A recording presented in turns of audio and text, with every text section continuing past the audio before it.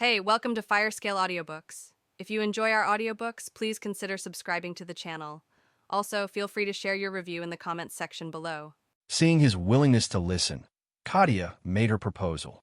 I don't know why exactly you waylaid me here, considering you want revenge so badly, but I guess it was to buy the Ashcroft sisters time to escape, which I can respect, even if I don't know why you care about them so much. It wasn't so much that he cared about them, as much as he was the only one able to both entice Katia into a fight and hold on long enough to give the others time to make their own moves. After all, the sisters could only get away because he delayed this Iron Sentinel, but neither of them would have been able to do the same for him.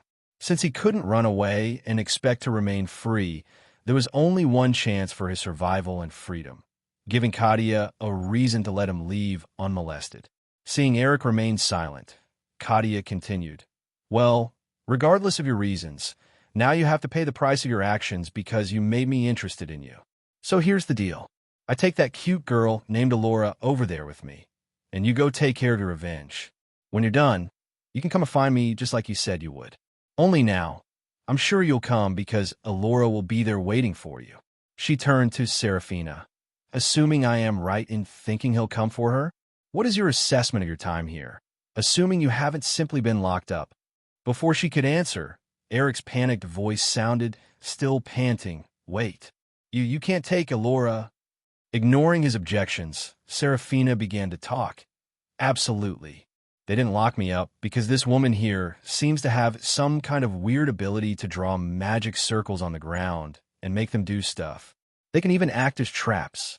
That is how they protected their bedroom, and also how they knocked out me and the others just before."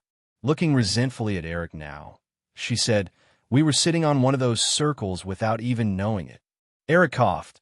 Damn you, Serafina." Katia now took a much closer look at Alora. "Truly? That is fascinating." More than just fascinating, Katia's expression seemed to suggest she knew something more about these circles than she wanted to admit. After looking curiously at Alora, she laughed loudly again. "Man, I'll need to thank Enzo for calling me here. Because of him, I got myself a new apprentice and someone who can draw powerful sigils. This will put the Shadow Sentinels at the top of the food chain back home." Eric and Alora took curious note of her mentioning of sigils. At the same time, the rest had no idea what Katia meant but decided to ignore it. Meanwhile, Eric was struggling to his feet by leaning on his hammer, finally having regained some of his breath, while his wounds had begun to close. "Damn you. Do you have muscles blocking your ears, woman? I told you, Alora is going nowhere with you." Katia snorted and was about to lecture him once again on the minimal amount of choice he had.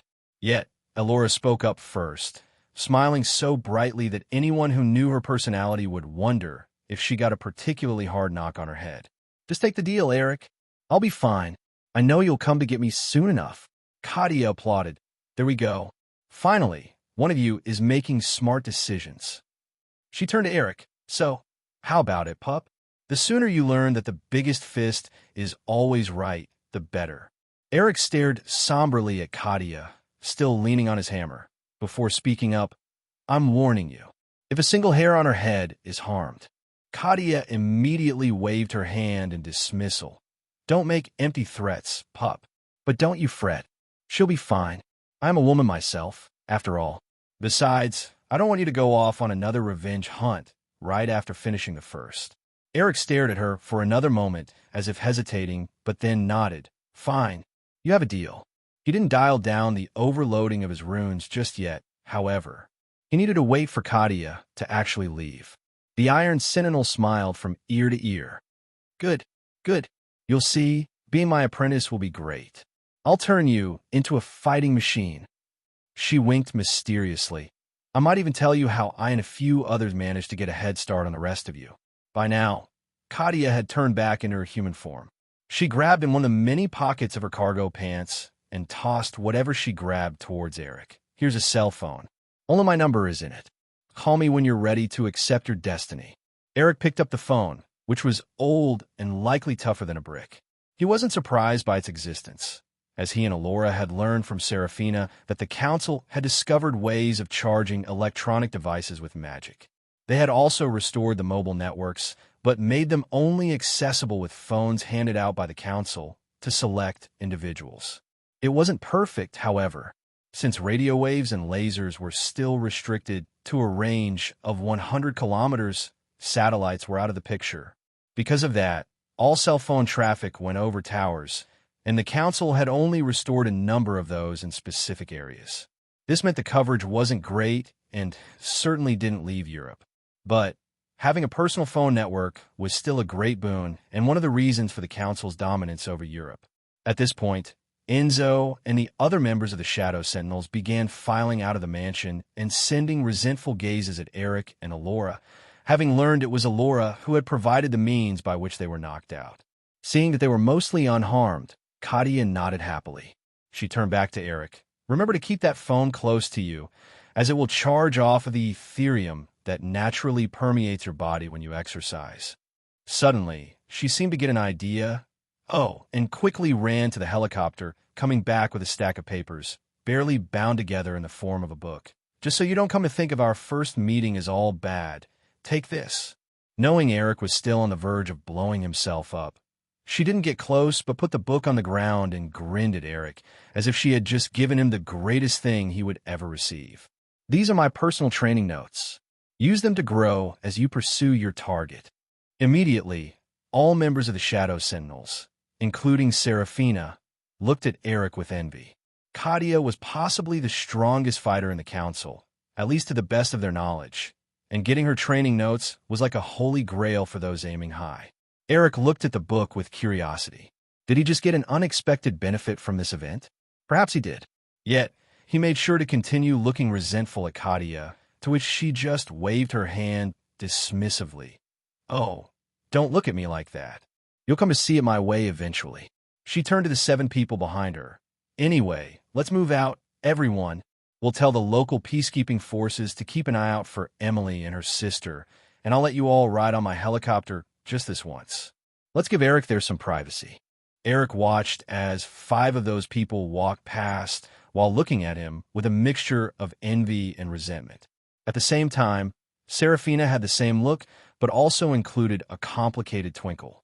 Meanwhile, Alora just looked at him with a gaze full of love and promises of a future together. A look that Eric matched. No one noticed the mischievous twinkle in her eye. As soon as Alora was filed into the helicopter, however, his gaze changed to one of stoic acceptance as he watched the helicopter in silence, even as it lifted off and flew off into the distance.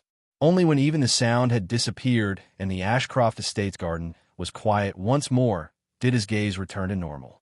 He quickly released the pressure he had been building up to overload his runes and sighed in relief, as it had not been a good feeling. His lips curled into a mischievous grin. So far, everything had gone according to plan.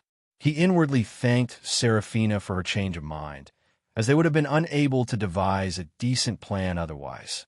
At least, not on such short notice. In an instant, a dark green radiance enveloped him. Alora's magic, still accessible to him, swiftly covered his body, replenishing his energy and mending any lingering damage from the prior battle and the abuse of his runes. When restored and fully back on his feet, he cracked his bones and stretched his limbs. He decided to remain in wolf form for now, as he had no clothes to put on.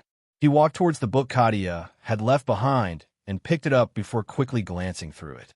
It looked rough, but also very interesting. He smiled at the unexpected benefit of today's events before putting the book under his arm and doing the same with the cell phone. When ready, he used his 2 wolf legs to take off, running deeper into London. Eric's wolf form propelled him through the now desolate streets of Hampstead. His keen senses absorbed the unfamiliar sights and sounds of a city unlike any he had ever known.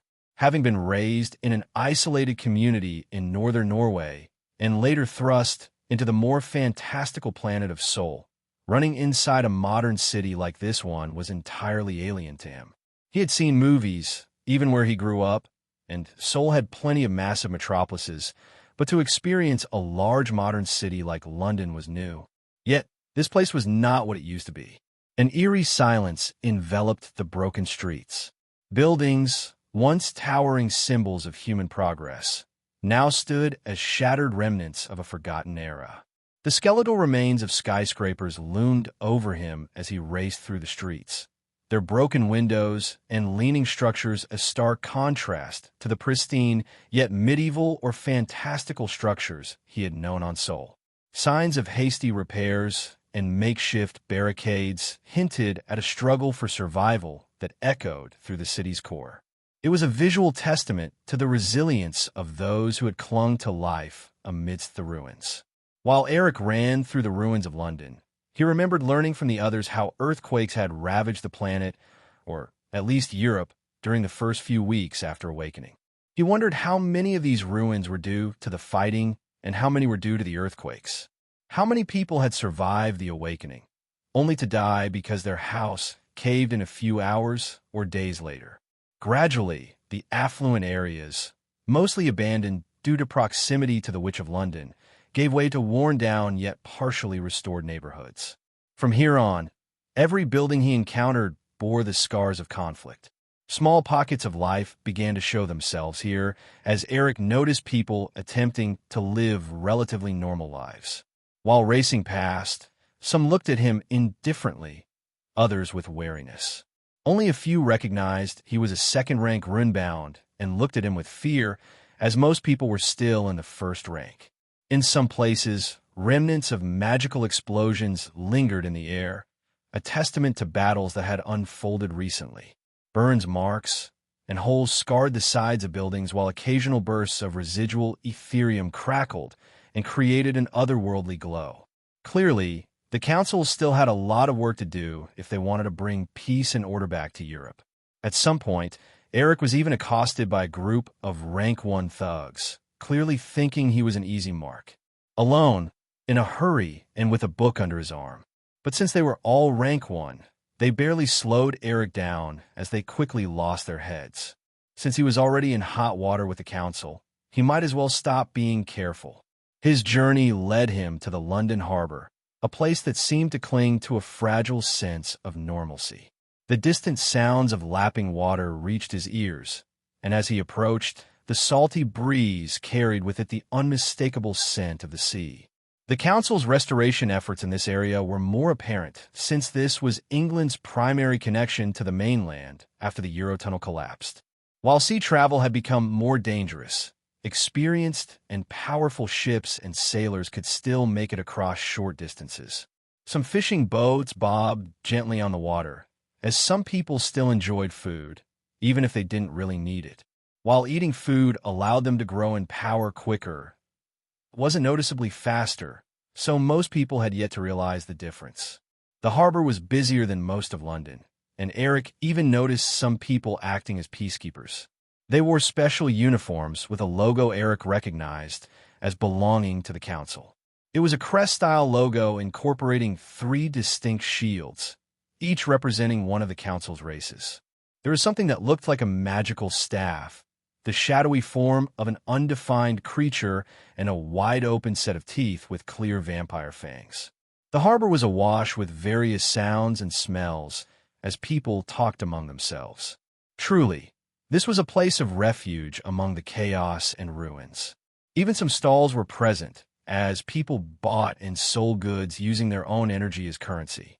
Basically, this meant transferring some accumulated energy from the buyer to the seller, allowing the seller to grow stronger. The buyer won't weaken from doing this, but will have to spend more time accumulating power in the future.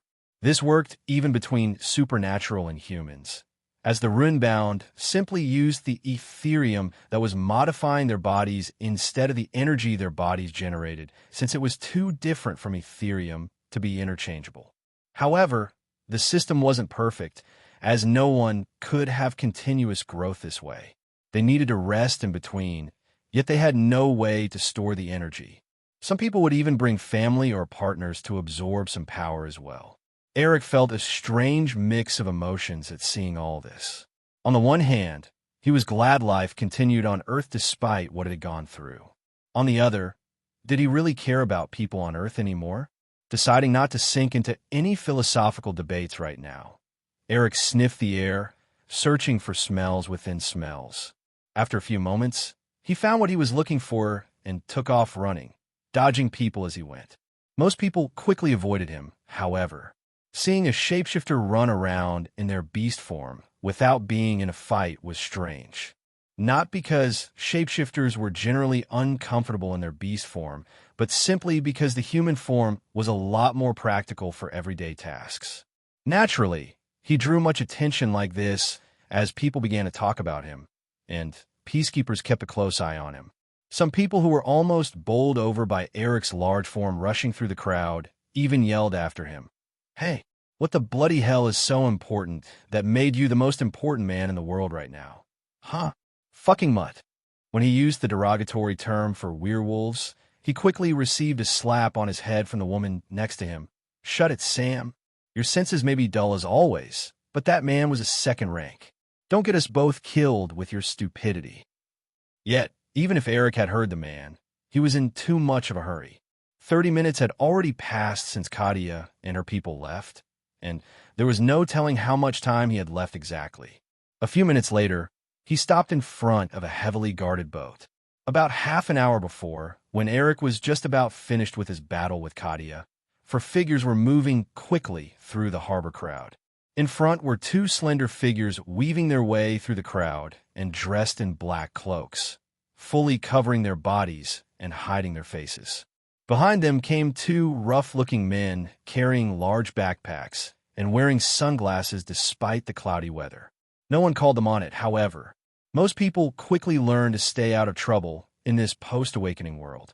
The figures in front seemed to whisper to each other, "Where do you think this boat is, Big M?" Naturally, these figures were Emily and Emma, while the two brutes behind them were mere thugs who tried to accost them on their way from the mansion to the harbor. They had been having quite a bit of trouble with those backpacks at the time, so Emily quickly convinced them to become pack mules. The reply was immediate and focused. "I don't know, Em, but it should be here somewhere. Just look for a boat with some of those so-called peacekeepers surrounding it." She uttered the word peacekeepers with no small amount of disdain. After all, many of the people who showed up at her door with Liam had been peacekeepers, and despite her partial purification, she was still annoyed at their intrusion into her territory. She wasn't even that bad. Sure, she enslaved a bunch of people, but only those who intruded on her territory in the first place. After all, Emily had never even left the Hampton neighborhood in the last 7 years. They kept looking around while trying to avoid any contact with others. Luckily, the brutes behind them made most people think twice about approaching two likely young and beautiful women. Not many other kinds of people would travel like this, after all. Another few minutes later, they finally found what they were looking for. It was an 18-meter, 60-foot, long sailboat sporting 3 masts and with enough room to accommodate at least 10 people. While the boat's top appeared to be original and in good condition, the bottom and sides had been heavily reinforced to resist the mutated and powerful sea creatures now roaming the waters. In the bustling London harbor, Emma and Emily were eyeing a boat. This boat, used by the council officials to navigate between the European mainland and the UK, held the promise of escape, something Serafina had been kind enough to share with them. 2 stern-faced peacekeepers guarded the boat's boarding plank, oblivious to the nearby girls.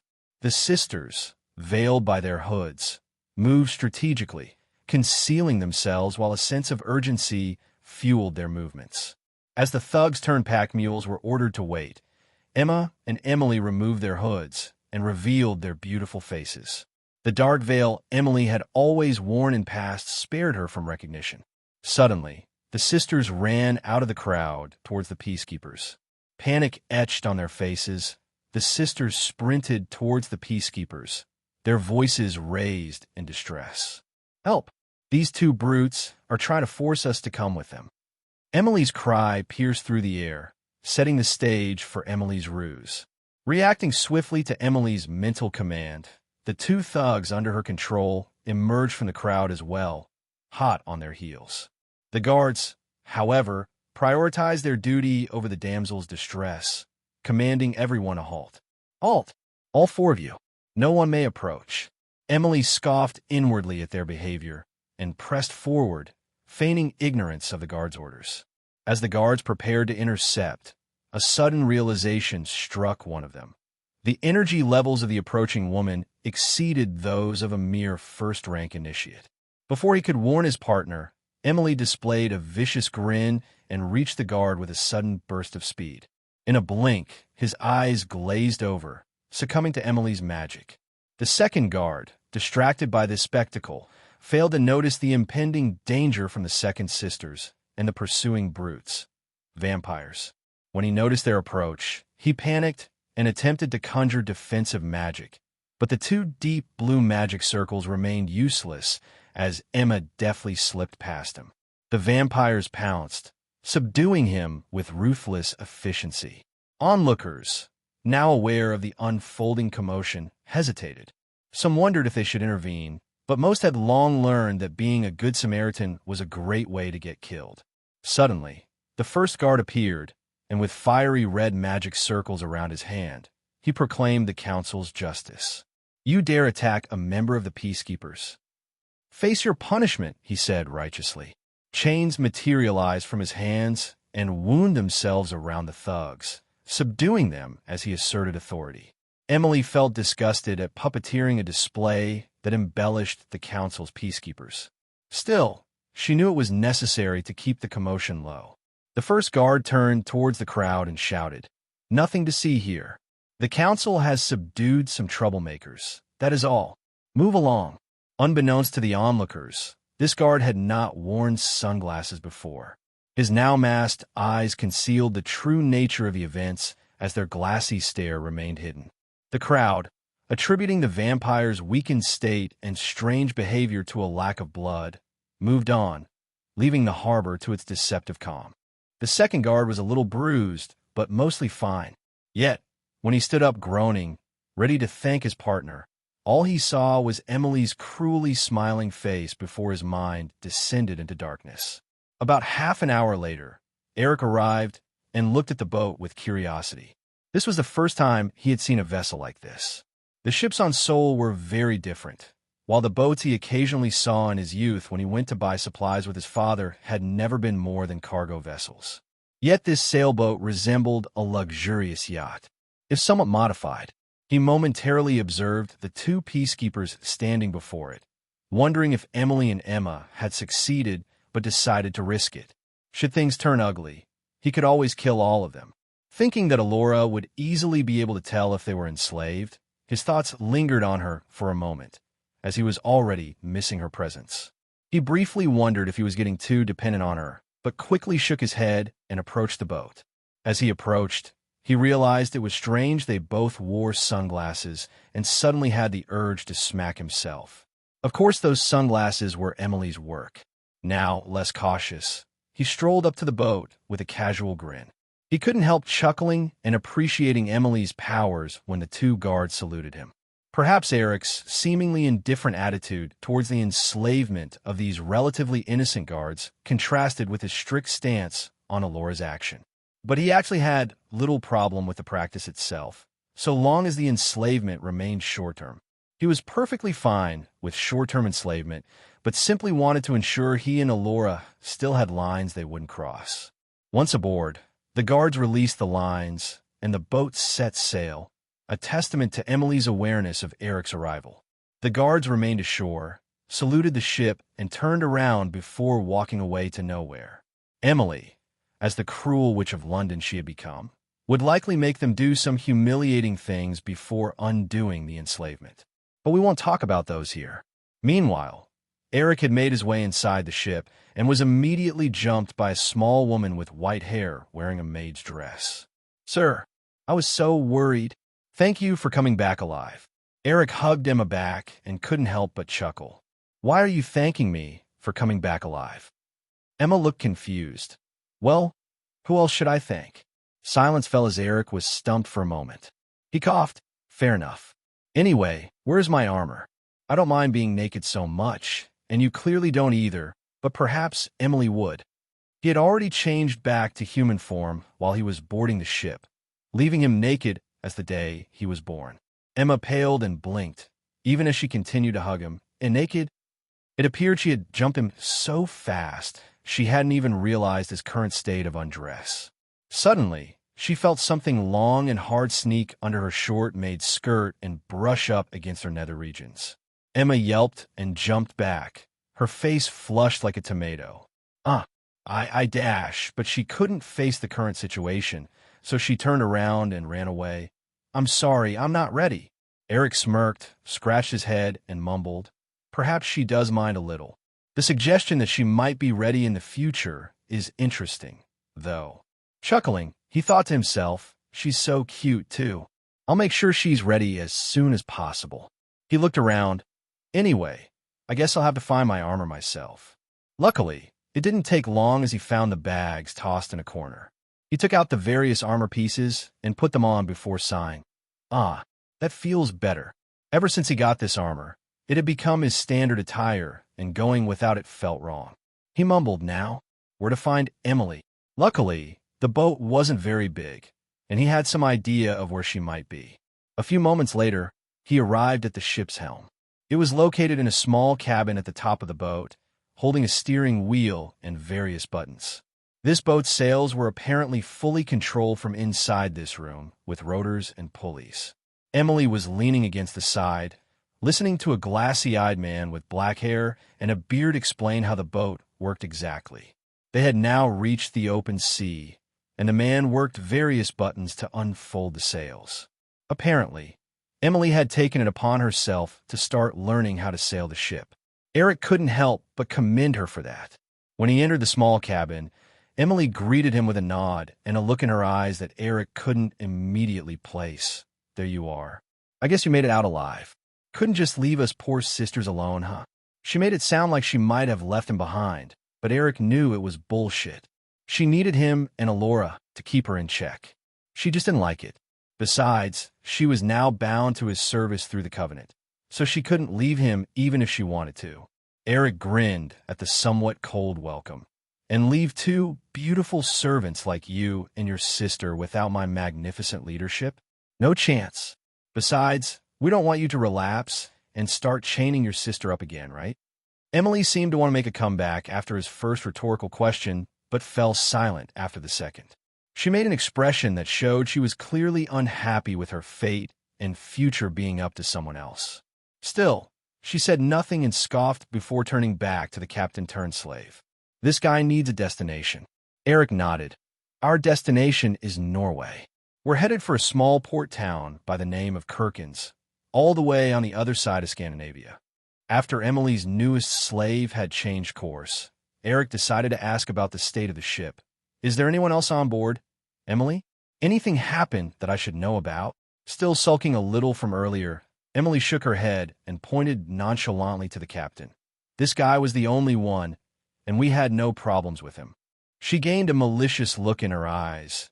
In fact, he tried to make sure Emma and I were all right when he saw us being escorted by two thuggish-looking vampires, which was naturally the perfect moment to enslave him. Eric chuckled and thought, I wonder what she'd be like if she didn't have a little sister to love before asking about the vampires. What's this about vampires? Waving her hand in dismissal and her voice dripping with disdain, she said, just some trash we used as temporary pack mules. We tossed them overboard after ensuring the ship was clear. She giggled viciously. I ordered them to swim to the bottom and wait for death. Eric shook his head and chuckled at her actions. Yet, he did need her to remember who was in charge. That's fine. Just remember to save the excessive cruelty for people that deserve it. Emily scoffed. And who determines whether they deserve it? You. He raised an eyebrow. It seemed Emily still didn't fully grasp the situation she was in now. Of course me. After all, I am your master. Anger flared in Emily's eyes when she heard what Eric referred to himself as, fuck you. I refuse that little bitch's offer of slavery. I am no one's slave. Eric didn't care about the disrespectful way she talked to him, but hearing her call Alora a bitch set him off. He knew Alora probably deserved to be called that and worse, but that didn't mean he would tolerate it. Fury flashed across his face to match Emily's before he grabbed her by the throat and pushed her up against the wall in one quick move, too fast for Emily to react to. She gasped in surprise. Not letting her recover, Eric spoke with anger. Listen up, Emily. I may have some sympathy in my heart for you and your sister, But Alora is my partner, my wife, my confidant, all that more, and everything in between. So if you dare to call her a bitch one more time, I won't hesitate to punish you. Severely. Understood. He didn't squeeze hard enough for Emily to actually lose any oxygen. Yet, he knew panic would still set in because, unfortunately for Emily, she would need to grow in power before Ethereum would start reducing the need for oxygen, as it did with food. Only Runebound gained an increasingly reduced need for oxygen early on. She still looked at him defiantly. However, what the fuck are you doing? Let me go, you asshole. She tried to break free or cast magic, but the Covenant wouldn't allow her to hurt the person she was supposed to serve. Only if he tried to do anything sexual would the Covenant allow her to resist, but torturing or even killing her was fine. Such was the danger of agreeing to a covenant without adequately considering the wording. But despite being able to breathe relatively freely, Eric's mighty hand on her throat, the anger in his eyes, and her inability to do anything about it caused her defiance to slip away slowly. When he didn't receive an answer, Eric narrowed his eyes and began squeezing a little. I asked if you understood. Feeling his hand around her throat and realizing he really could kill her if he wanted, she quickly nodded in a panic. Seeing her react positively this time, Eric released her, and Emily sank to the floor while coughing a little. He crouched down and grabbed her chin. I must admit to being impressed about your refusal to be enslaved and resisting your darkness alone instead. But even if you are no slave, you are still a servant, according to our covenant. And that makes me your master. You don't need to call me that, though. I'm not unreasonable. In fact, you can call and talk to me however you like. Just so long as you remember, I'm in charge and won't tolerate any disrespect towards Alora. Are we clear? Emily was still coughing while looking at him with various emotions. Anger, fear, and embarrassment were there, but also something else. Yet before he could think more about this last emotion, Emily interrupted his thoughts. Yes, I understand. While still holding her chin and making her look into his eyes, he nodded. Good girl. Serve me well, and I'll treat you the same. He smirked. Maybe you won't even want to leave me when these 10 years are over. Emily scoffed without hesitation as she scowled at him. Fat chance of that. Keeping the smirk on his face, Eric released her chin and stood up. We'll see about that. Anyway, trying to learn how to sail this boat was a good instinct. Keep up the good work while I try to find out where your sister ran off to. He turned around and left the cabin while Emily watched him leave with that same mix of emotions before she went back to learning about this boat. Only now, with much less enthusiasm, because she was ordered to, despite her original desire to do this. As Eric walked, he thought about how lucky they were that Serafina decided to help them in the end. Not to mention the fact her information helped immensely with Katia. She had also told them that the second rank guard that was permanently assigned to this boat had a problem with sneaking off to the whorehouses. Apparently, he was dissatisfied with his post. According to Serafina, the chances this guard was present on the ship during the day were minuscule, which was one of the main reasons they dared to take this boat. While Emily probably would have been able to deal with this guard, it was uncertain how much of the boat would have been left afterwards. He arrived at the yacht's main living room, complete with a bar, various sofas, and a pool table. Once there, he found Emma sitting on a couch with a red face while staring at her feet. Clearly, she was still embarrassed about earlier. Eric grinned and snuck closer to the cute girl. Lost in thoughts as she was, Emma didn't notice him until he crouched next to her and said, "What are you thinking about?" She yelped, but quickly calmed down when she saw it was Eric, even though her face became even redder. "Yes, sir, you startled me.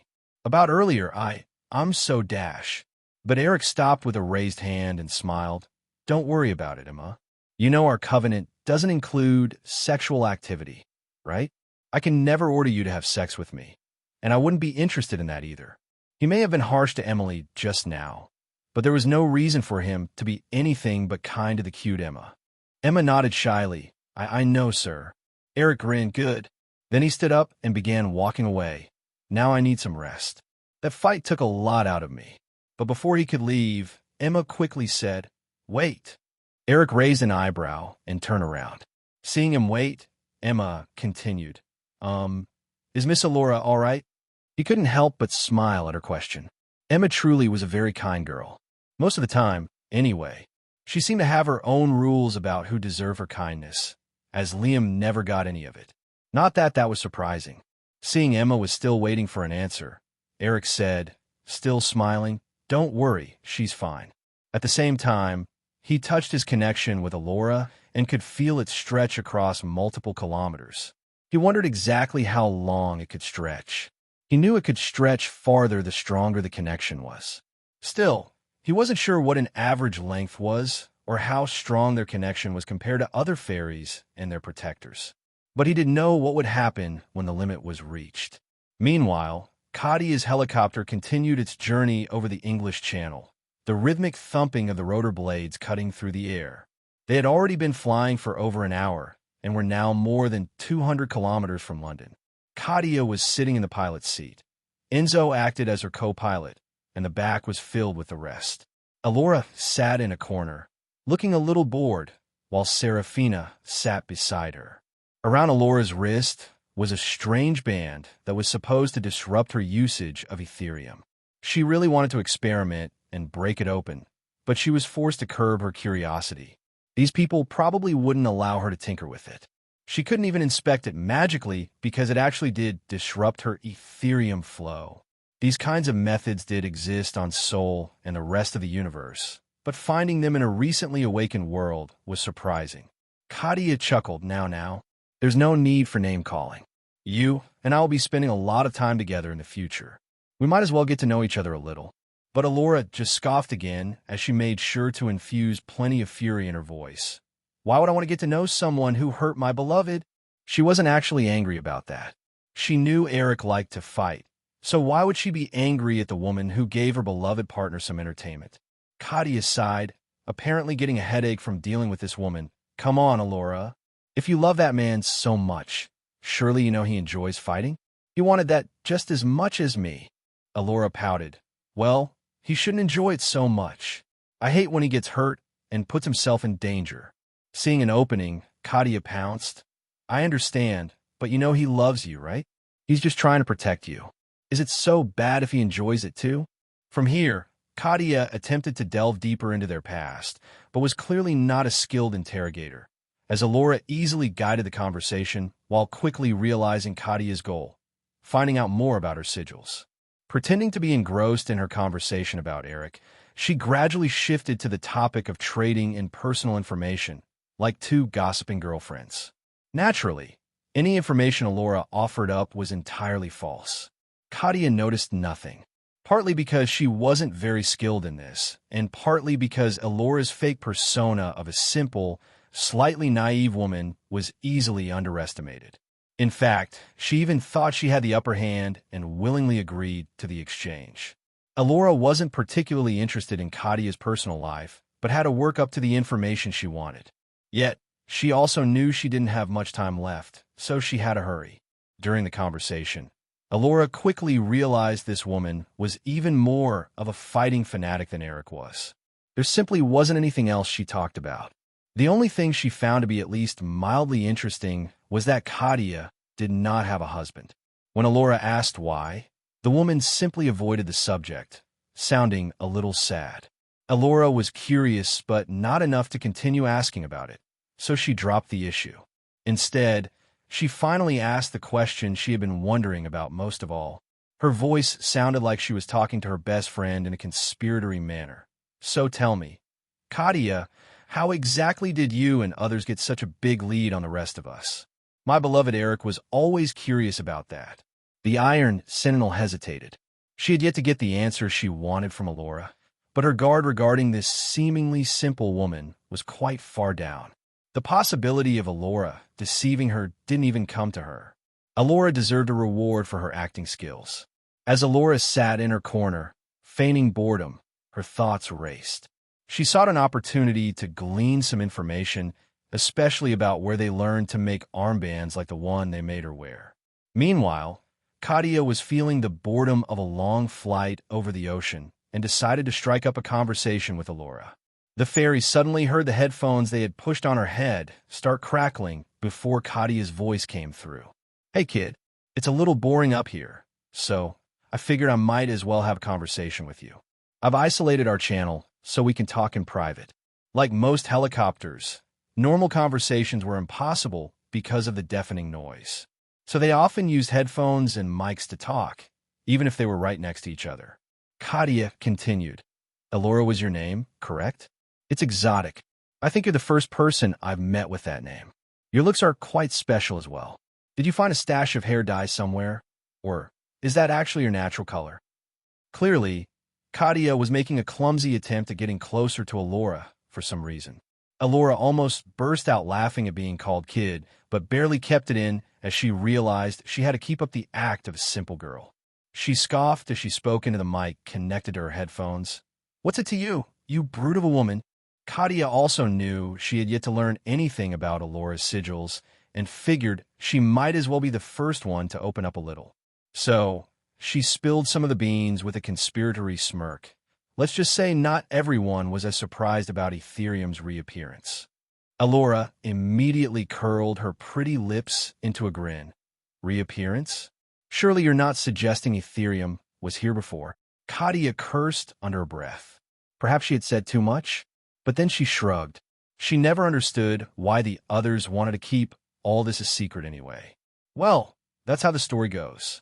Elora quickly continued on the topic. So you managed to get ahead just through prior knowledge? Or was there something more?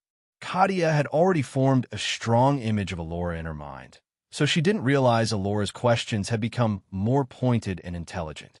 Yet, the reason for their head start was a bigger secret than just the knowledge that Ethereum had been here before. She decided to remain vague. I suppose you could say there was something more. She quickly changed the topic to what she wanted to know about. Anyway, this was supposed to be an exchange of information, right? So, since I shared a secret with you, how about you share a secret with me? Like how you got your sigils. Elora chuckled inwardly at this woman's clumsy attempts at interrogation.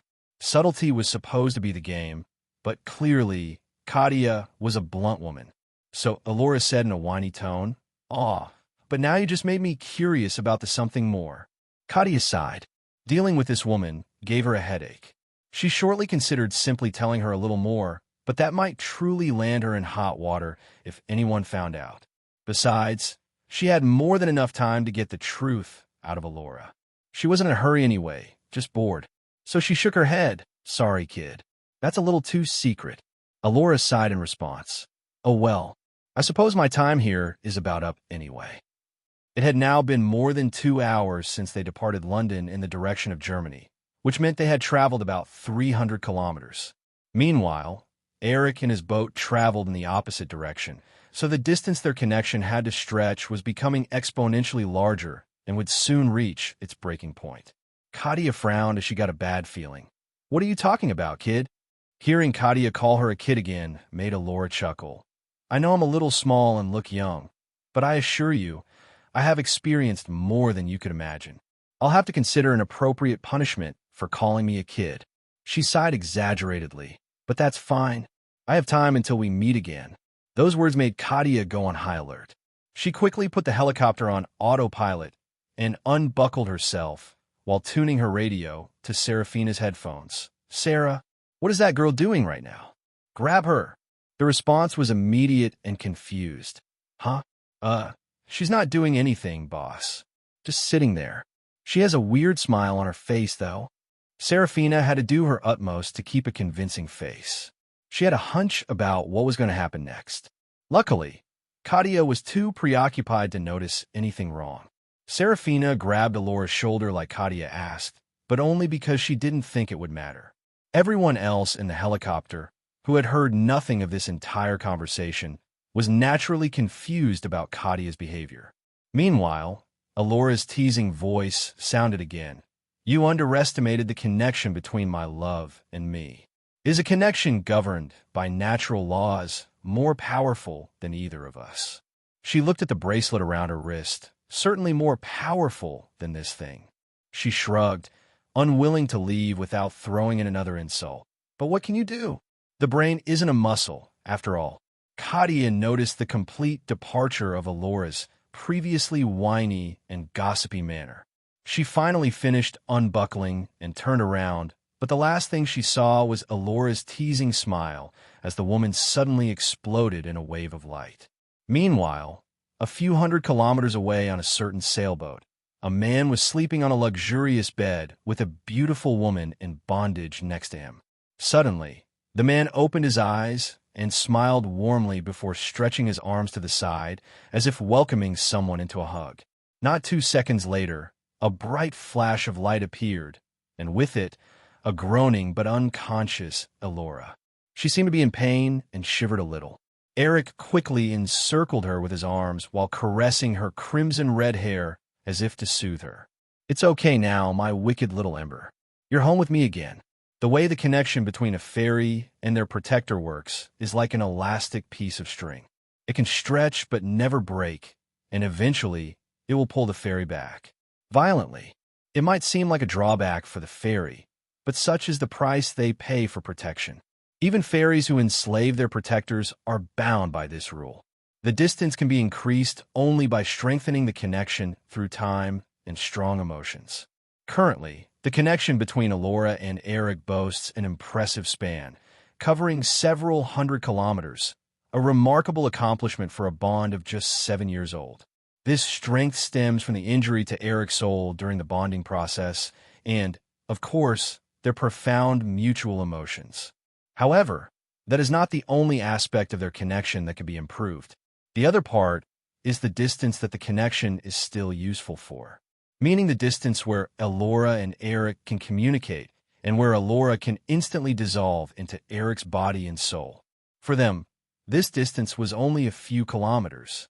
Any further than that, and the connection was only helpful for finding each other.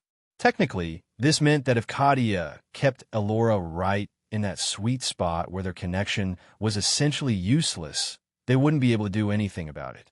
But, of course, they would have to keep Eric from moving around as well. Eric, who was now utterly naked despite Emma's presence. The first time Emma slept with him, he had put clothes on to put her at ease, but when Emma wanted to continue sleeping with him even now, he had made it clear there would be some changes. After all, he preferred sleeping naked, and having Emma sleep in bondage was not strictly necessary anymore. He didn't want to turn wearing clothes in bed into a regular occurrence. Emma had been a little nervous, but her trust in Eric had become near absolute.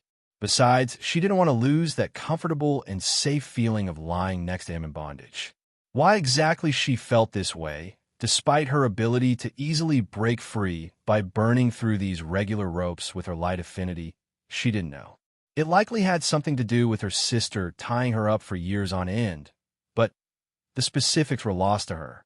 What she did know was that she didn't want it to end, so Emma agreed to sleep next to him despite his nakedness, even if she did keep her own clothes on. Eric naturally also enjoyed the fact this brought Emma one step closer to joining his bed in a slightly different setting. After being snapped back, Elora now lay naked and sprawled on Eric's equally naked chest while enveloped in his embrace. Her wings had returned to her, and a hint of pain was etched on her face. His hand gently patted her head. The fairy continued to groan unconsciously for a few more seconds before she began to wake up. Ugh, fuck, that hurts. Being pulled back forcefully by the connection would generally end up hurting and weakening the fairy. It wasn't anything life-threatening or permanent, but certainly not pleasant either. Eric chuckled and kissed her on the lips as a distraction. Elora knew where she was, so she leaned into the kiss and enjoyed herself. Meanwhile, Emma had woken up from the commotion. Her eyes were wrinkled with happiness as she looked at the kissing couple. At the same time, a different and unfamiliar feeling also reared its head.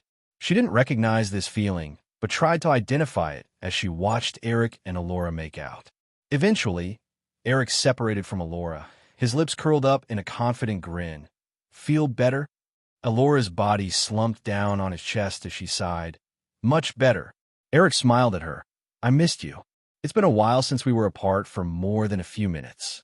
Elora smiled back. I missed you too, but we're never really apart, you know that. They stared at each other for a while longer, but their moment was suddenly interrupted by a loud, rhythmic beeping. Whether through someone else's memory or having experienced it for themselves, they all knew what this sound was. A ringing cell phone. Eric chuckled, as there was only one person who might call him. The same person who had given the cell phone to him. He reached next to his bed, where the gray cell phone brick lay, and grabbed it before answering the call. Alora's face lit up with a mischievous smile. "Tell her I said hi." Eric chuckled and spoke into the phone. "Hey, Katia." Alora says hi. Silence reigned on the other side of the connection for a moment before Katia's Eastern European accent came through. It sounded like she was angrily clenching her teeth. "I'll admit you surprised me." "What was that?" I refused to believe it was just an illusion. Still patting Alora's hair, Eric answered while grinning contently. "No, that was the real deal. Alora is simply special. But that's all I'm willing to say on that topic for now." Katia released a furious sigh and rubbed her forehead, not having expected much different as a response. "So all that back at the mansion was a ruse?" Eric shrugged, even if Katia couldn't see it. "Honestly, not really.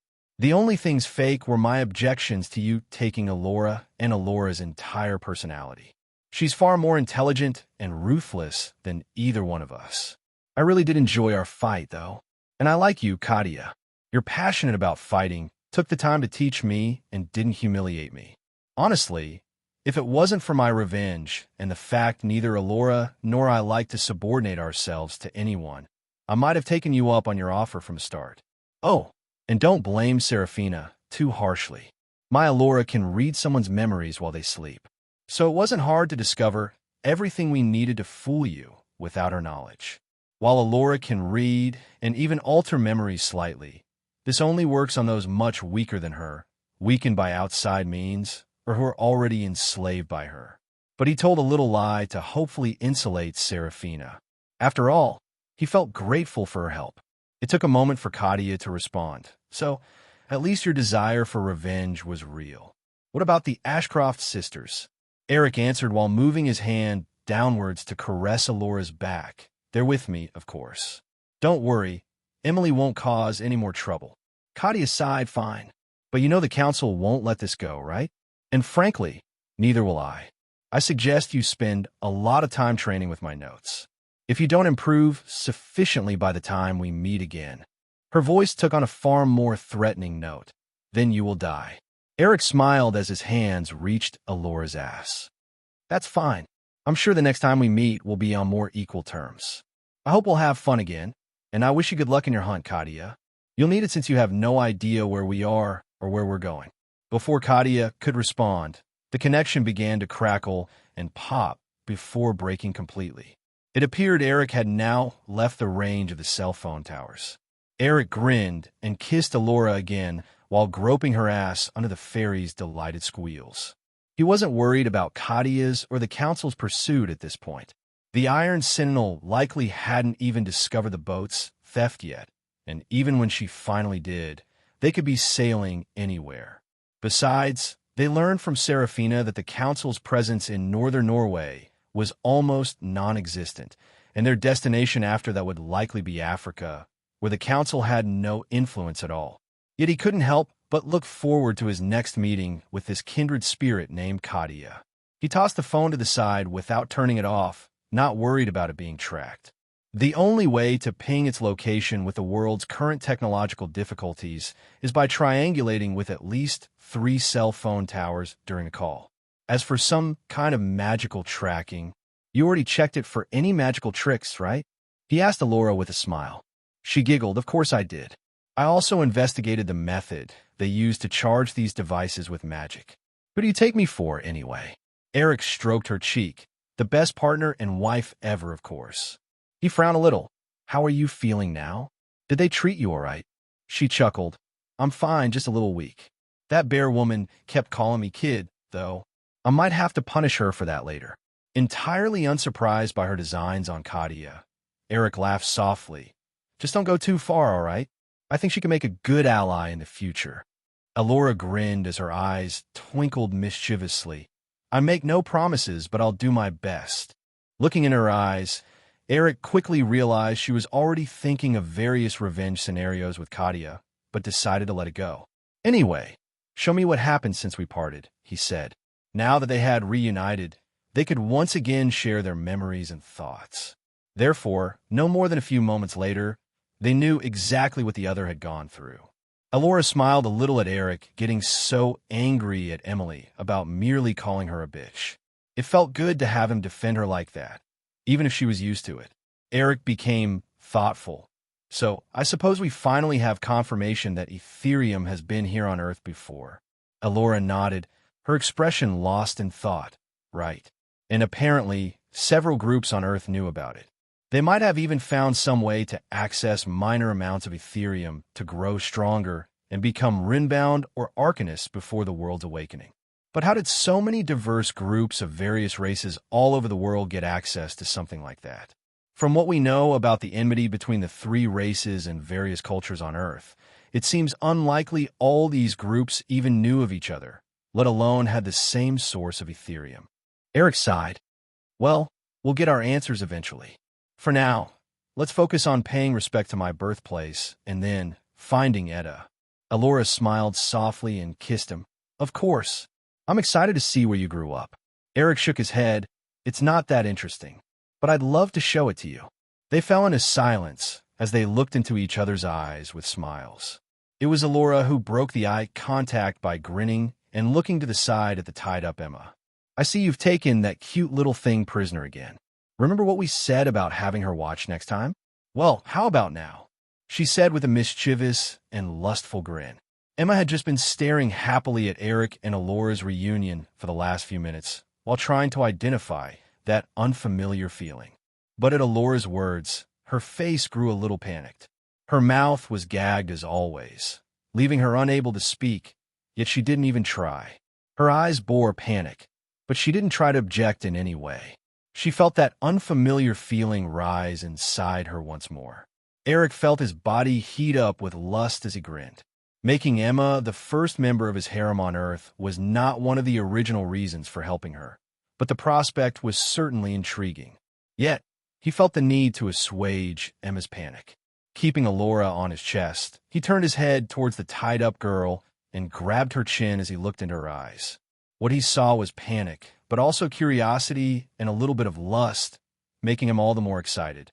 Yet, to truly capture her heart and make her unable to extract herself from the pleasurable pit Elora and Eric were attempting to pull her into, he had to put her at ease first.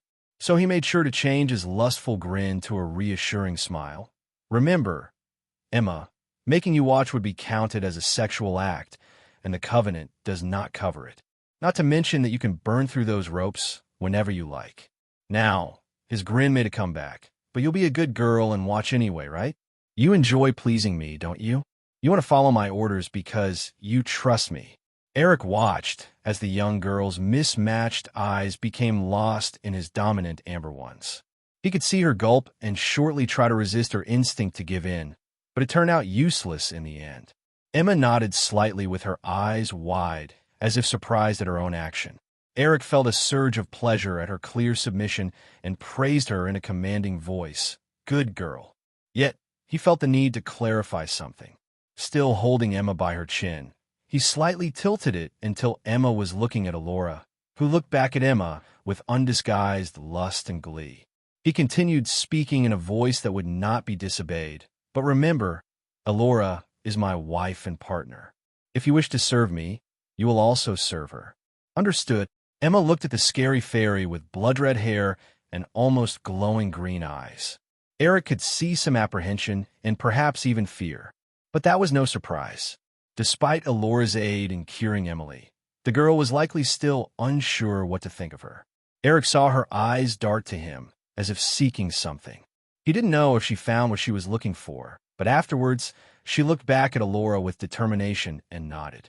After her acceptance, the room lit up with Elora's mischievous giggling.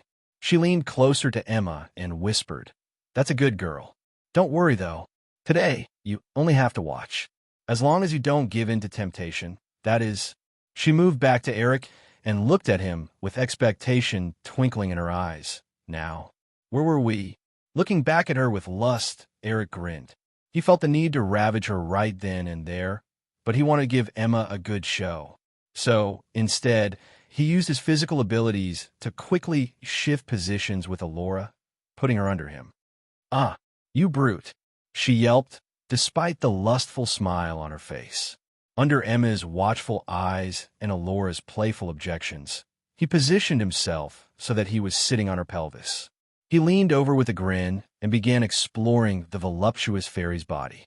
He caressed her sizable chest and marveled once again at their size compared to her short stature. He stroked her flat yet soft stomach and patted her silky, red hair. Eventually, Alora began moaning softly. "You're not usually this gentle," she said. Then she grinned and spoke in between her soft moans. "Not that I don't appreciate it, but how about getting to the good stuff?" In response, Eric glanced at her with a piercing gaze. "Shoo, Alora, be a good wife, and let me enjoy your body." The combination of his words and gaze made Alora tremble. She always loved it when he acted dominantly while acknowledging her position in his heart. Her smile became a little more slutty as her body relaxed. "Fine. Enjoy the body of your conquered empress, my lord." Eric, seeing this as his cue to become a little more aggressive, started groping her breasts and pinching her erect nipples. Alora's moans became louder, and her expression slacked a little, getting lost in the moment. Today was not a day for wiping Alora's smile from her face. Instead, they wanted to revel in being together while giving Emma a good show. Soon after, he bent forward and began licking, sucking and lightly biting her breasts and nipples while continuing to knead them with his hands. Eric savored the feeling of his beloved partner, reveling in her skin's soft texture and sweet taste that he had come to know intimately over the years. Meanwhile, Alora moaned a little louder with every one of Eric's movements while letting him do whatever he wanted with her body. She didn't much feel like moving anyway, since she was still a little weak. Emma looked at Eric's display of hungrily devouring Alora's body with fascination, wondering how it would feel to be in Alora's position. Yet, something inside her made her think she would enjoy giving pleasure more than receiving it. Seeing Eric devour her breasts hungrily, Alora moaned, "You know, HNGH could make some milk come out. HNGH if you wanted." A fairy seed or magic truly had a varied and wonderful array of uses. With her hard nipple in his mouth, Eric grinned and bit down a little, causing Alora to gasp. He let go and answered, "I know, but let's save it for some other time." Emma went completely red when she heard their perverted intentions. Having enjoyed Alora's breasts for a while, Eric now sat back up.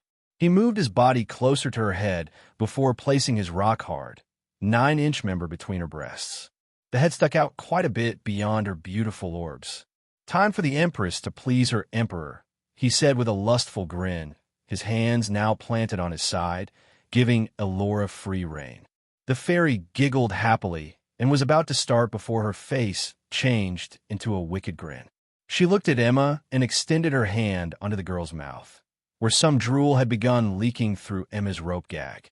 The girl was utterly oblivious to this, as her mind was transfixed on Eric and Alora's display, while her gaze didn't leave Eric's massive dick. Yet, when she suddenly noticed Alora collecting some of her drool and smearing it all over Eric's cock, her mind nearly shut down, and steam almost came out of her ears. Eric looked at Emma, still lost in a daze at their actions, and extended his hand to remove her gag. Emma barely noticed at first, but then Eric asked, "Emma, would you like me to kiss you?" Emma blinked at his question and swiveled to look at Eric's handsome face. Her body was almost melting from the heat she felt, especially between her legs, and when she thought about Eric kissing her right now, her body reacted before her mind did by slowly nodding. Seeing her acceptance, Eric grinned and leaned forward but only hovered before her mouth. "All right, but then you have to kiss Alora afterwards, okay?" Barely even thinking as her whole world had been replaced by Eric's handsome face and piercing amber eyes, she could only nod again. So Eric grabbed her by the chin and kissed her deeply. His long tongue immediately dominated hers as he explored every corner of her mouth. Emma was left breathless, with unfamiliar pleasure coursing through her body. Her mind became even foggier, and her eyes began to roll up in her head. She realized his saliva tasted surprisingly good somewhere in her mind, but the thought was quickly lost in her pleasure-addled mind. When he was done, Eric pulled his head back and grinned at Emma's lost gaze. Now, remember your promise, Emma. Emma barely registered his words, but suddenly noticed Alora's face approach to replace Eric's.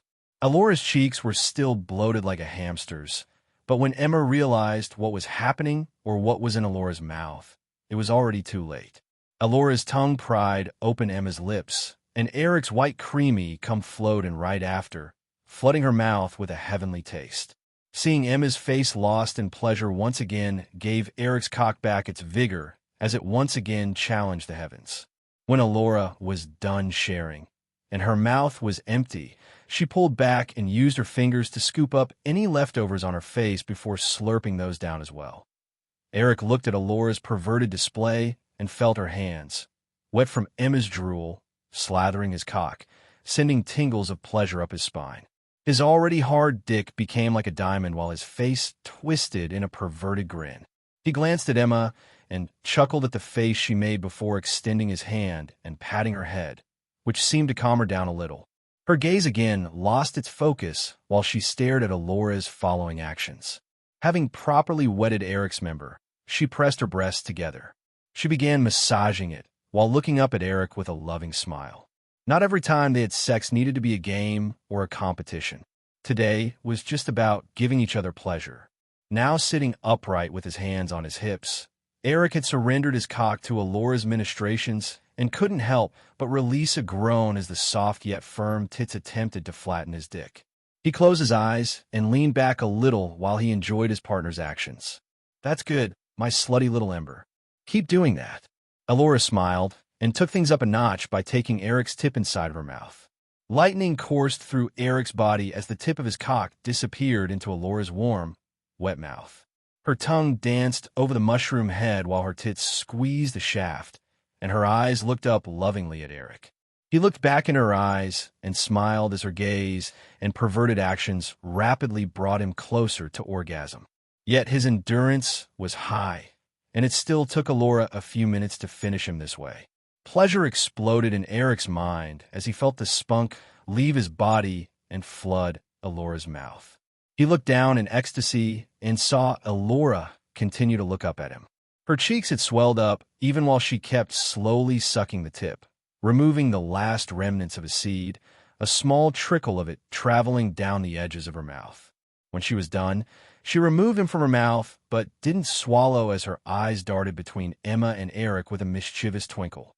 Alora didn't even have to use their mental connection, as Eric immediately knew what she wanted. He chuckled and felt a desire for the same. She giggled at Emma's pleasured face and said, "Tastes good, right? Through my bond with Eric, I can make minor changes to his body with his permission." So naturally, the first thing I wanted to do when we started having sex was to make his body into that of a sex god. I couldn't do something major, like enlarging his already sizable genitals, but altering the biochemistry of his body was relatively easy. Setting aside some of the other minor changes I made, I'm especially proud of the amazing taste I gave to his various fluids. It can even be a little addicting. She winked, but that's part of the fun, right? She used this same method against Serafina when the vampire woman drank Eric's blood. Hearing her say that, Eric remembered that day vividly. After all, it was not every day someone offered to turn your body into the perfect pleasure tool with no drawbacks. His timid nature was still prevalent back then. Still, he took no time to think about her proposal and immediately agreed. He doubted many people, man or woman, would turn down something like that. However, Emma didn't get any of Alora's explanations as her mind was reeling with pleasure. Seeing this, Eric chuckled and got a wicked idea when he saw Emma unconsciously rub her thighs together. With a perverted grin, he grabbed another piece of rope and quickly added something to Emma's bondage attire, a crotch rope. While Emma was fully clothed, she wore soft pants, and the rope had no trouble pushing against her pussy, which also quickly created a wet spot, as the tied-up girl was currently soaking wet. Emma barely noticed what was happening until it was done, and she suddenly felt a powerful pressure against her lower region, causing her to start bucking her hips a little to increase the pleasure she felt. She released loud, yet muffled moans as Eric put the gag back in and quickly became lost in her own world. Meanwhile, Eric and Alora looked at each other with hungry eyes. Now that the perverted little Emma has been dealt with, why don't you give some attention to your beautiful empress? Alora said in a sultry tone of voice. Eric's lips curled into a voracious grin. Don't worry, I'll give you attention until you're begging for mercy. Instead of feeling apprehension or fear, Alora's eyes sparkled with anticipation. At the same time, her cunt drooled at the expectation of getting Eric's meat stick shoved inside.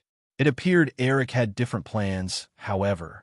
He felt the desire to taste her instead, so, under a surprised yelp by Alora, he pulled her legs up. Brute!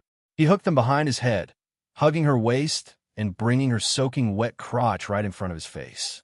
Alora now hung upside down, with her back against Eric's chest. Meanwhile, because of her short stature, her face was right next to his engorged penis. Taking in the familiar aroma of Alora's snatch, Eric felt his lust rise before he buried his face inside it. First, he started lapping up the fluids that had flooded the surrounding area, causing Alora to tremble and moan in anticipation. Don't tease me, you bastard," she uttered without much conviction. Eric chuckled. "Don't pretend you don't like it, my slutty little ember. Just hang there and enjoy." He quickly went back to licking just outside of Alora's pussy with an evil grin on his face. When he had enough of teasing her, he buried his long tongue inside her pussy and brought one of his hands up to the little hooded pearl at the top of her cave. The moment he started sucking and exploring her pussy while teasing her clit, Alora quickly began losing herself in the pleasure. While she was the one who most enjoyed their challenges during sex, it was also nice to just let go sometimes. In this way, it didn't take long for Eric to bring Alora to a squirting, screaming orgasm.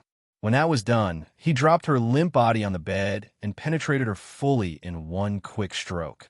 As Alora was still in the aftershocks of her orgasm, his sudden penetration caused her to have another one right after. Feeling the soft, wet, and velvety insides of Alora's cave, Eric began ravaging her without pause or restraint. Alora gasped yes. Fuck me hard. Eric happily obliged, hammering the sensitive spots in Alora's cave, which he had become intimately familiar with over the years. His hand also snaked towards Alora's throat, as he knew she liked it just a little bit rough. As he grabbed her and squeezed a little, he also hammered her womb, causing Alora to have a mind-melting orgasm as her eyes rolled up her head. They continued like this for another hour before they fell asleep in each other's arms. Meanwhile, Emma had rubbed herself into an orgasmic mess and fainted right next to them. Several hours later, Eric woke up to the peaceful sound of an angry black-haired woman storming into his room. "Hey, you, get up.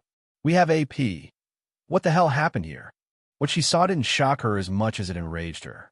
Eric, Alora, and Emma were lying on a bed soaked with various bodily fluids.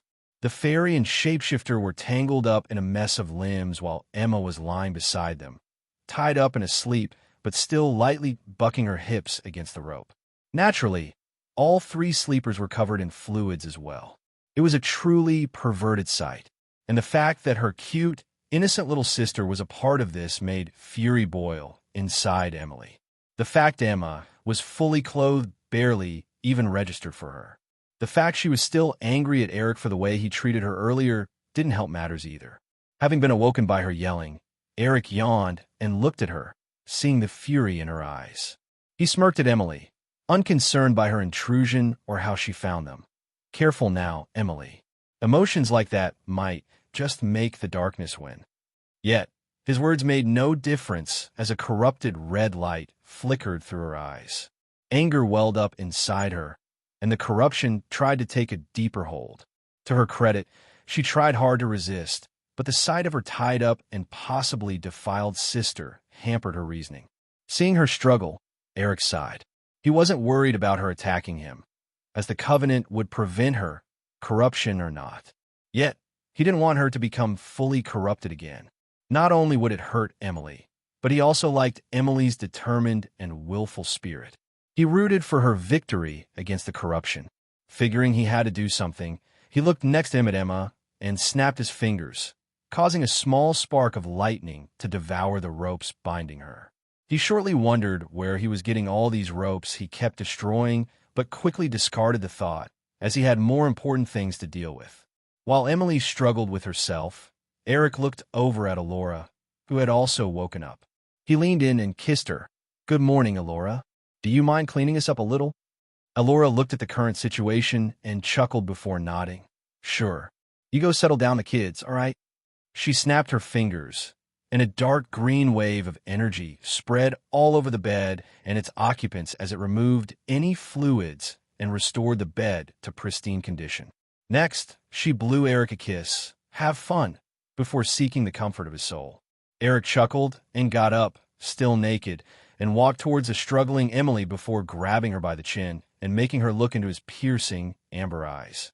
"Calm down," he said in a commanding tone of voice. Immediately, the covenant began taking effect, forcing Emily to obey his order. He saw the fury and struggle die down in her eyes until only a strange calm remained. While Eric had far from absolute control through the covenant, he could still force minor and temporary mood alterations like this. Confusion now filled her eyes, as she knew she should feel fury at finding Emma like this, but she couldn't find it inside her. She should probably also feel some anger at Eric for manipulating her emotions like this. Yet, all she felt was relief. She didn't want to think about the consequences of losing to corruption again. The effect of Eric's order would be temporary, but it would help Emily remain in control until she could settle her emotions. Emma would likely be able to help with that, but a quick glance at the bed told him she was still sleeping. Having lost her usual anger and edge for a moment, she stammered, Thank you." Waving his hand in dismissal, Eric asked, "Never mind that. Why did you storm in here like a woman possessed?" Immediately after his question, they heard a loud noise, as if something collided with their boat before everything began to shake and roll. Eric, with his rune-bound body, had no trouble stabilizing himself, but Emily, as an arcanist, stumbled and fell into Eric's chest. Eric took Emily in his arms to keep her stable while concern spread across his face, wondering what just happened. Meanwhile, Emily felt strangely safe in Eric's arms, even if she realized it was partly because his order to keep calm still affected her. "What was that?" Eric asked, a frown on his face. When the boat stopped rocking, Emily quickly freed herself from his arms. "Right. We attracted the attention of a tidal tempest. The reinforced hull will protect us for a while, but someone needs to deal with them, and my spells aren't well suited for so many targets." Eric nodded and remembered Seraphina's words about the mutated sea life, which had turned traveling oversea into dangerous business. He specifically remembered the information about tidal tempests. Knowing what he had to deal with, he prepared to move out by donning his armor and giving some last orders. "Stay with your sister and work out your emotions before my command wears off," he ordered. "I'll go take care of the fish." Emily could barely nod before Eric disappeared through the door. Almost immediately after, the calm that had spread throughout her body began to recede again. Surprisingly, despite her rebellious and independent personality trying to assert dominance again, she found herself missing that feeling of control over herself. But before the fury and corruption from earlier reared its ugly head once more, she suddenly felt a soft hand grab hers. Looking next to her, she saw Emma's mismatched eyes. Emma looked up at her with curiosity and concern. "Are you all right, Big Em?" Emma had woken up when the boat collided with something, but had pretended to remain asleep because she didn't want to face Eric after last night. She had no idea what Emily was going through exactly, but when Eric was gone, and Emily looked to be struggling, she naturally tried to lend her support. Looking into Emma's eyes calmed down much of the fury in Emily before she opened her mouth to speak. Meanwhile, Eric was rushing to the deck to look at what was happening when a second collision came. Luckily, he had no trouble stabilizing himself, but it did urge him to move even faster. He arrived under a beautiful morning sky, but had no time to breathe in the cold, clean air before a sleek, torpedo-shaped object with sharp teeth flew at his head. Eric raised his eyebrow, but otherwise barely moved before the object had already turned into a smoking heap on the ground, heavily charred by lightning. He looked around and saw these fish flying everywhere around the boat, creating an almost deafening zooming sound while attempting to take bites out of whatever they could. They appeared like the flying fish Eric had learned about during his time on Earth. But he quickly decided to forget about the flying fish he was once told about. These mutated ones were like torpedoes with teeth. By launching themselves into the air, these creatures could form a menacing cloud of fangs and knife-like fins around the ship, aiming to snack on whatever failed to resist their bite. They had not been given a new species name, and instead, a school of these creatures was called a tidal tempest. Each fish individually was less powerful than a first rank, but they posed a real danger in swarms. When swimming in the water, they even collide with ships by swimming close enough to each other to be like a single entity. Luckily, the boat's enslaved captain had dealt with these creatures before and had already reeled in the sails. Meanwhile, the rest of the ship was reinforced against precisely such creatures. The reinforcement wouldn't hold forever, though. While lost in thought, another 5 fish had attached themselves to his armor, attempting to bite through it and failing miserably. "What tenacious creatures," he mumbled to himself as he took a closer look at one of them.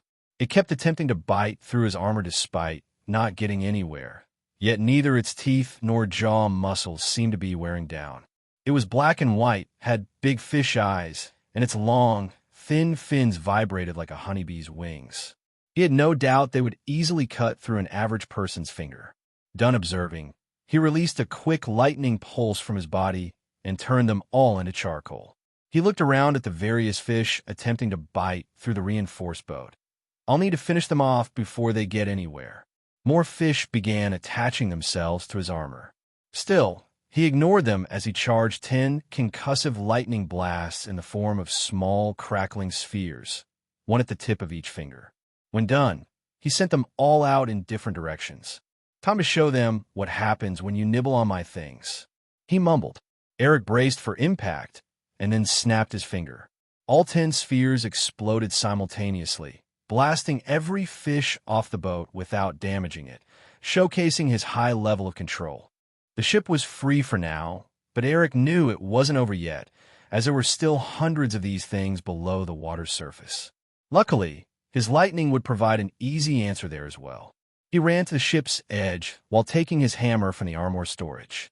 At the same time, another cloud of flying fish had jumped out of the water and dropped onto the ship, attempting to finish what their kin had started. Eric ignored those for now.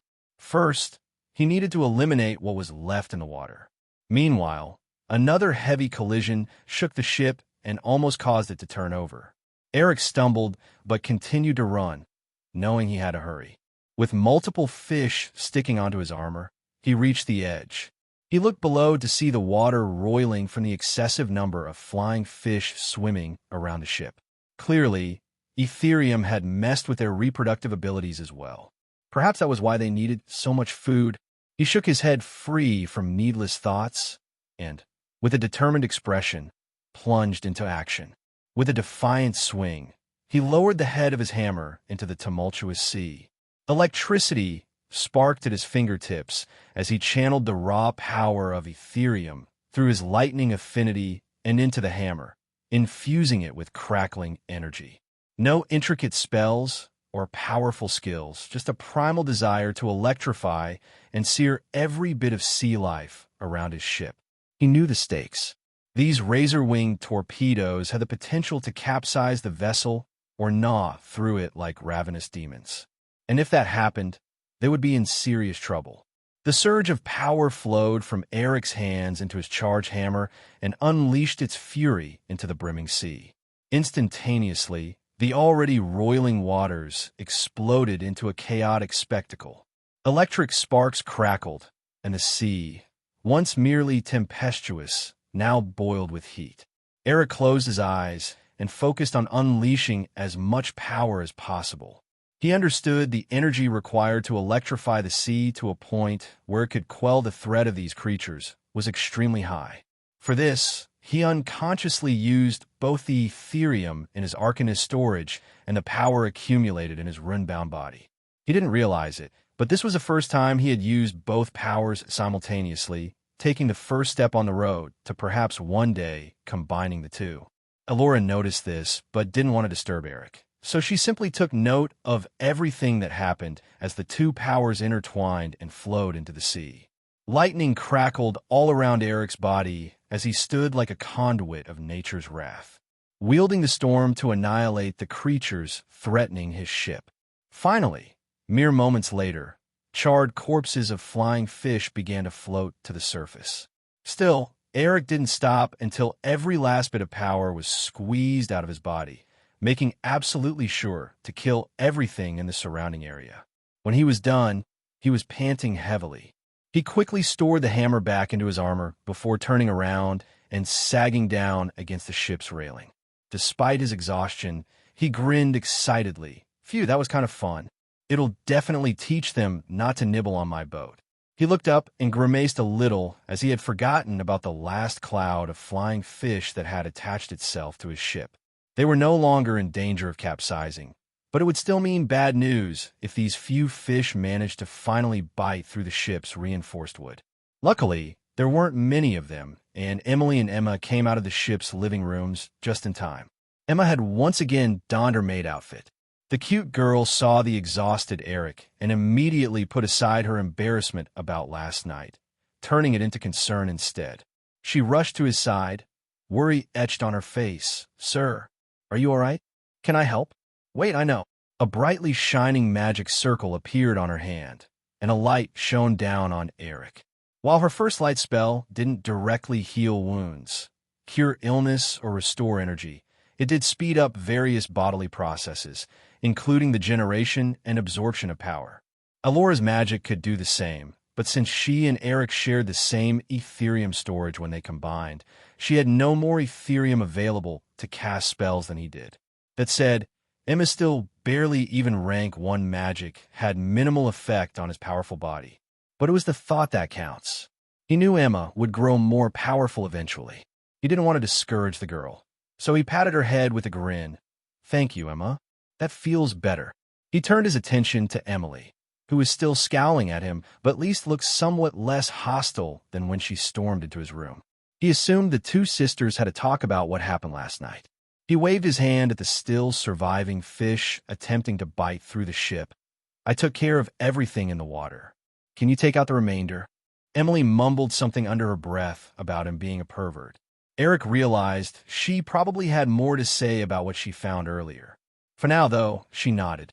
A black magic circle appeared in front of Emily, and with it, a small number of tiny black dots. These dots quickly flew away and began skewering the few remaining fish on board. While useful against these relatively low numbers, her magic would have been pointless against the entire school. While Emily took care of that, Eric turned to Emma with a playful smirk. "So, not avoiding me anymore, are you?" He was perfectly aware Emma had been awake while he was putting on his armor earlier, but he had other things on his mind then. Emma's magic circle stuttered as her body trembled, and her face became as red as a tomato. Please don't mention last night, sir. I was not myself." Having regained some energy, Eric stood up and kept smirking as he looked Emma in the eyes. "You can lie to yourself, but you can't lie to me." Suddenly, his face gained a mischievous expression, one he had clearly picked up from Elora. "In fact, I suppose I could use the covenant to force you to tell me the truth of your thoughts and reasonings from last night. But should I?" Emma paled. Her eyes went wide, frantically shaking her head. Panic set in. Luckily, Eric had no intention of breaking her trust. He chuckled and threw up his hands in surrender. All right. I was just joking. I wouldn't do that. Please don't give me that look. Listen, despite your current feelings of awkwardness, did you enjoy yourself last night?" With his promise not to make her articulate her thoughts, the panic in her eyes quickly disappeared. Instead, a hesitant smile appeared before she nodded slightly. She trusted Eric with her life, and the pleasure she felt last night, even without really doing anything, was like nothing she had ever felt before. Seeing this, Eric smiled back at her with confidence. "Then what does the rest matter? Your last 7 years have been truly awful. It's time to find you found out what you enjoy and want to do with the rest of your life." His words of comfort made Emma smile brighter as the hesitancy disappeared. But then it suddenly became a playful grin. You mean after these 10 years are over, sir? Her words, and especially the emphasis she put on the word sir, displayed a level of sass that took Eric by quite a bit of surprise. But he had to admit he enjoyed it. So he laughed. Well, you got me there, Emma. But tell me, would you leave if I released both you and Emily of your covenants right now? Assuming I offer to take you to shore first? Let me remind you that I never ordered you to call me sir. The sass quickly disappeared from her face as it became embarrassed again. Her mouth opened and closed several times as if trying to say something. Still, she eventually pouted cutely and mumbled her decision. Of course not. A decision which had nothing to do with Emily's condition, as Emma was still unaware her sister continued to struggle.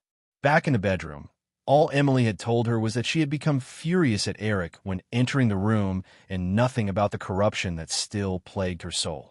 Instead, it was partly her desire to repay what Eric and Alora had done for her, and partly because she enjoyed the feeling of stability and safety that came with serving someone she felt she could trust. However, she was far from ready to say those last words out loud. Eric grinned at her cute looks when Emily returned, having finished her task. All the fish are dead, and I've ordered the captain to continue the journey. But this won't be the last attack by such creatures. Noticing Emma's pout and uneasy mood, Emily narrowed her eyes at Eric. What did you say to Emma? Eric grinned mysteriously and wiggled his eyebrows. Wouldn't you like to know? He knew it was risky to tease this woman, considering her tendency to lose control, but he just couldn't help himself. It was fun. Besides, she needed to learn control, and he was providing practice. But Emily remained composed. Perhaps it was the earlier encounter, or perhaps the happiness twinkling in Emma's eyes despite her pout. Either way, she simply snorted. Fine, don't tell me. We still need to find a way to prepare for future attacks. Eric was surprised at her calm reaction, but only felt his respect for her eyes. Quick to anger, maybe, but also quick to adapt. He nodded at Emily's words. Don't worry, Alora and I have already thought of something. Alora immediately appeared next to him. Her crimson hair blew in the wind. Her green eyes twinkled with mischief, and a corset with a short skirt once again adorned her figure. Before even fully materializing, her finger was already pointing at Emily. That's right, and you're going to help me. Emily looked surprised. Perhaps she had not fully realized Alora was back yet despite having seen her earlier. She spoke up. Wait, how did you even get back here? The wolf and fairy pair had never thoroughly explained the plan to Emily and Emma. There simply hadn't been time. All they had known was that Alora was going with Katia, disguised as an average human.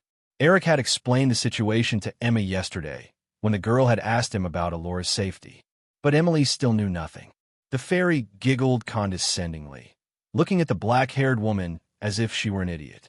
Please, as if that oaf of a bear woman could keep Eric and me apart. We have an unbreakable bond and can never be far from each other. It wasn't much of an explanation, but Emily wouldn't get anything better from her.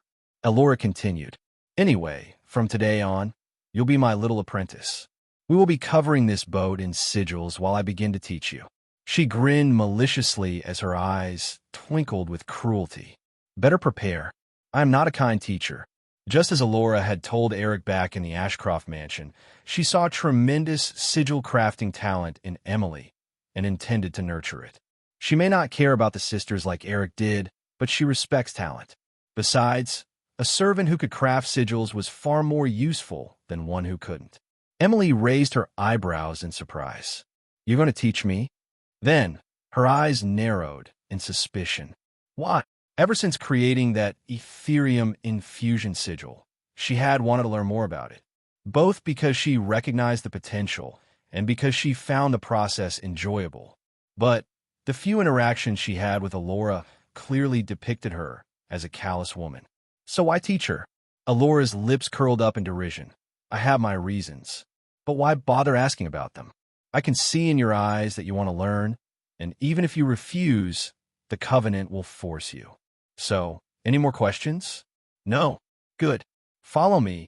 Having finished her words, Alora flew off to the front of the ship. Annoyance and anger were visible in Emily's black eyes, but no sign of losing control. In the end, She really did want to learn. And if Alora was willing to teach, Emily would suffer the fairy's dismissive attitude. She suddenly began to appreciate Eric's more inclusive attitude a little more. She even began to suspect Eric was the only reason Alora hadn't simply kept her as a doll without a will. With a helpless sigh and an increased opinion of Eric, she followed after Alora. Eric chuckled at the appreciative look Emily had given him before leaving. It was not the first time this happened. Regardless of whether this was their intention or not, Eric and Alora's differing attitudes had always created somewhat of a good cop, bad cop situation. After all, anyone who dealt with one of them had to take the other as part of the deal, and when they suffered through Alora's callousness and mischief long enough, they would suddenly yearn to deal with Eric instead. Some would perhaps be confused as to why Eric loved someone like that. But Eric didn't care.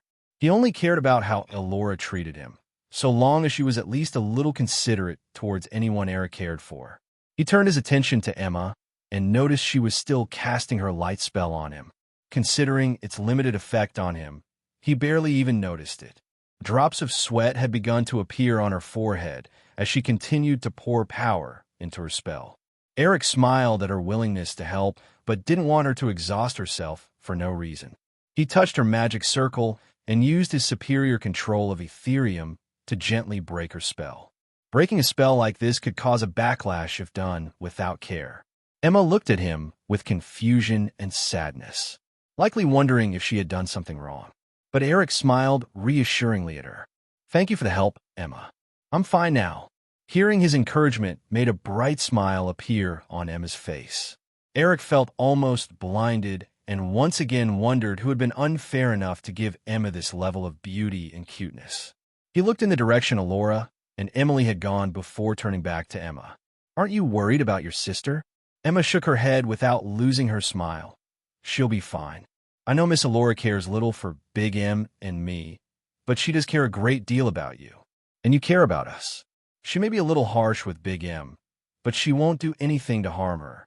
Eric chuckled as he marveled at the intuition for people's intentions and feelings that Emma's nature affinity had given her. "You're right," he said and patted her head.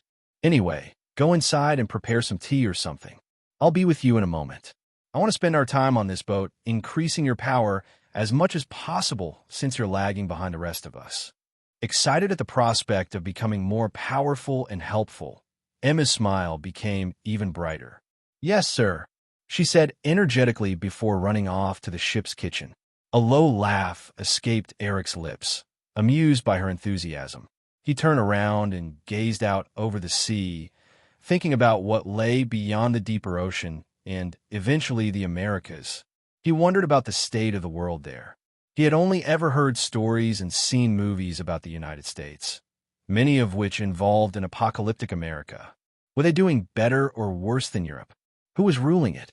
Or had it become a no-man's land like Africa? He also considered Canada and the countries in South America. The Council's info said something about a human supremacy regime in parts of Asia. Maybe there were similar setups with shapeshifters. Could he and Alora use that to their advantage? Only time would tell. Then his thoughts turned to the deep blue ocean. Since the awakening, no ship had ever returned after attempting to sail to the other end. What kind of mutations had the Ethereum caused in the massive creatures that dwelled in the deepest and darkest places of the world? Perhaps he would find out. Or perhaps he would simply find a plane and get to America by air. Or something else entirely. Either way, he would go there eventually, but likely only after getting revenge and growing much stronger. For now, they would travel along the coastline, going from the Netherlands to Germany, then Denmark, and finally Norway, before going all the way around to the other side and reaching Kirkens. Hopefully, this will avoid any truly dangerous sea creatures and allow them to have smooth sailing all the way. No pun intended, Eric chuckled inwardly. He turned around and went to see what Emma had prepared for him. About a day later, luckily without encountering any more tidal tempests, all four of them had gathered at the front of the ship. Eric looked at an exhausted Emily with a sympathetic grin, knowing all too well the unforgiving taskmaster Alora could turn into when dealing with sigils. Sigils and Eric were the only things that could make Alora set aside her mischief and summon all the seriousness her small body could muster.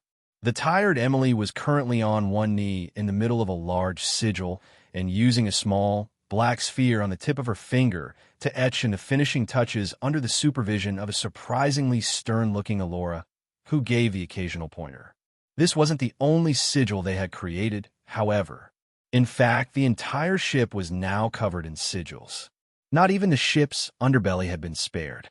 Eric had limited knowledge of sigils, but from what little he had picked up, he knew it was possible to draw a sigil on one side of a wall and have it appear on the other, which was likely what they used here. When Emily finally drew the last line, she collapsed in exhaustion. Seeing her state, Eric chuckled understandingly and stepped closer to take her into a princess carry.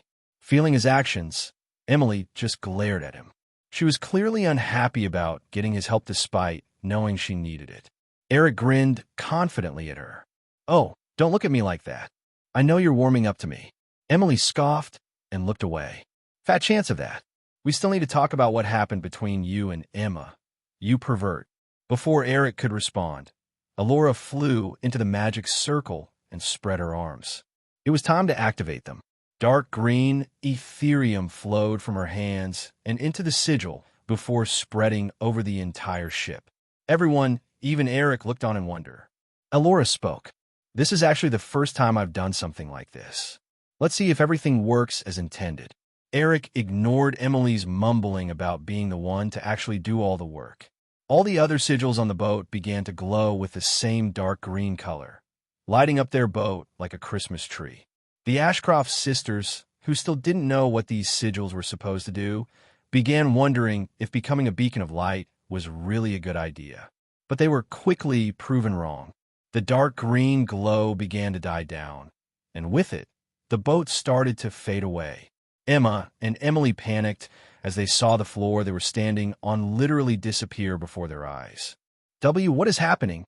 one of them yelled. Eric and Alora both chuckled with amusement at their reactions. It didn't take long before the sisters realized the boat wasn't disappearing. It was simply becoming invisible. Emma's eyes sparkled with wonder. She looked around and excitedly said, "That's so cool." Even Emily looked begrudgingly impressed, and perhaps even a little prideful about having worked on this herself. Alora was much less subdued than Emily as she puffed up her chest in pride. "Ha ha, I know. I am amazing." Emily still had some concerns, however. "Won't we still create movement in the water, though? Also, does this make us invisible, or are we just floating in the air now?" Alora ignored her questions. Apparently, she was done teaching her for now. Instead, she shrunk to her smaller size and flew towards Eric before sitting on his shoulder. She kissed his cheek. "Aren't you proud of me?" Alora ignored her questions. Apparently, she was done teaching her for now. Instead, she shrunk to her smaller size and flew towards Eric before sitting on his shoulder. She kissed his cheek. "Aren't you proud of me?" Eric smiled warmly. Even Alora could be a little needy sometimes. So he used his finger to caress her head. "Amazing as always, Alora." She puffed up her chest again. "That's right. Now, since I'm tired, you can answer their questions for me." Before Eric could answer, she had disappeared in a cloud of light specks, taking refuge in his soul. Eric chuckled wryly but turned towards Emily, whom he had put down a little earlier. "To answer your first question, yes, we still create movement. The invisibility is also more like sophisticated camouflage, and it is not the only thing these sigils do. The camouflage is only really intended to confuse and avoid, which should be enough for most creatures to ignore us. If they don't, there are also defensive sigils that rely on my lightning. As for your second question, only the outside of the boat is obscured, not us. When we get inside again, we'll be able to see everything like usual and be just as visible from outside as we'd have been before the sigils. Meaning not at all. Last but not least, the sigils draw power from all of us, so you both may notice a slight drain in your Ethereum storage. Don't worry though, it won't significantly slow down your advancement. At least not while the defensive sigils aren't activated." Emma suddenly looked confused. "Wait, but then, shouldn't we have done this from inside the boat?" She looked around. "I mean, where's the entrance?" Emily looked similarly confused. After all, at least in their perception, they were floating above the water right now. Eric grinned mischievously. Well, I figured I might as well combine this event with some training. You both still know only the basics about Ethereum usage. Even you, Emily, and I need you to get better.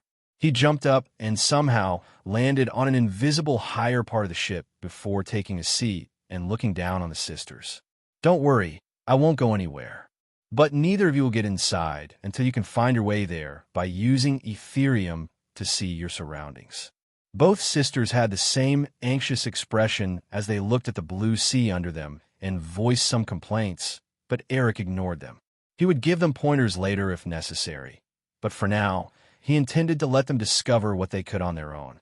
He was just there to rescue them if they fell overboard. While the sisters started gingerly looking around, Eric continued exploring his ice glyph and rune.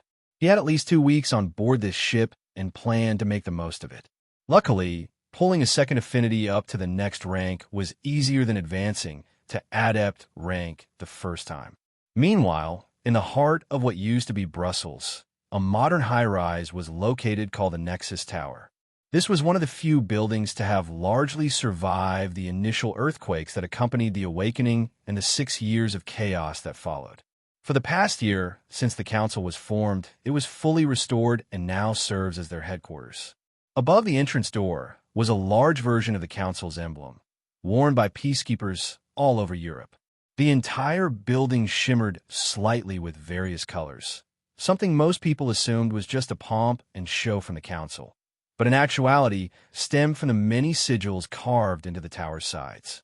Sigils that most people simply didn't know existed. After all, knowledge is power, and the council knew this all too well, for various reasons.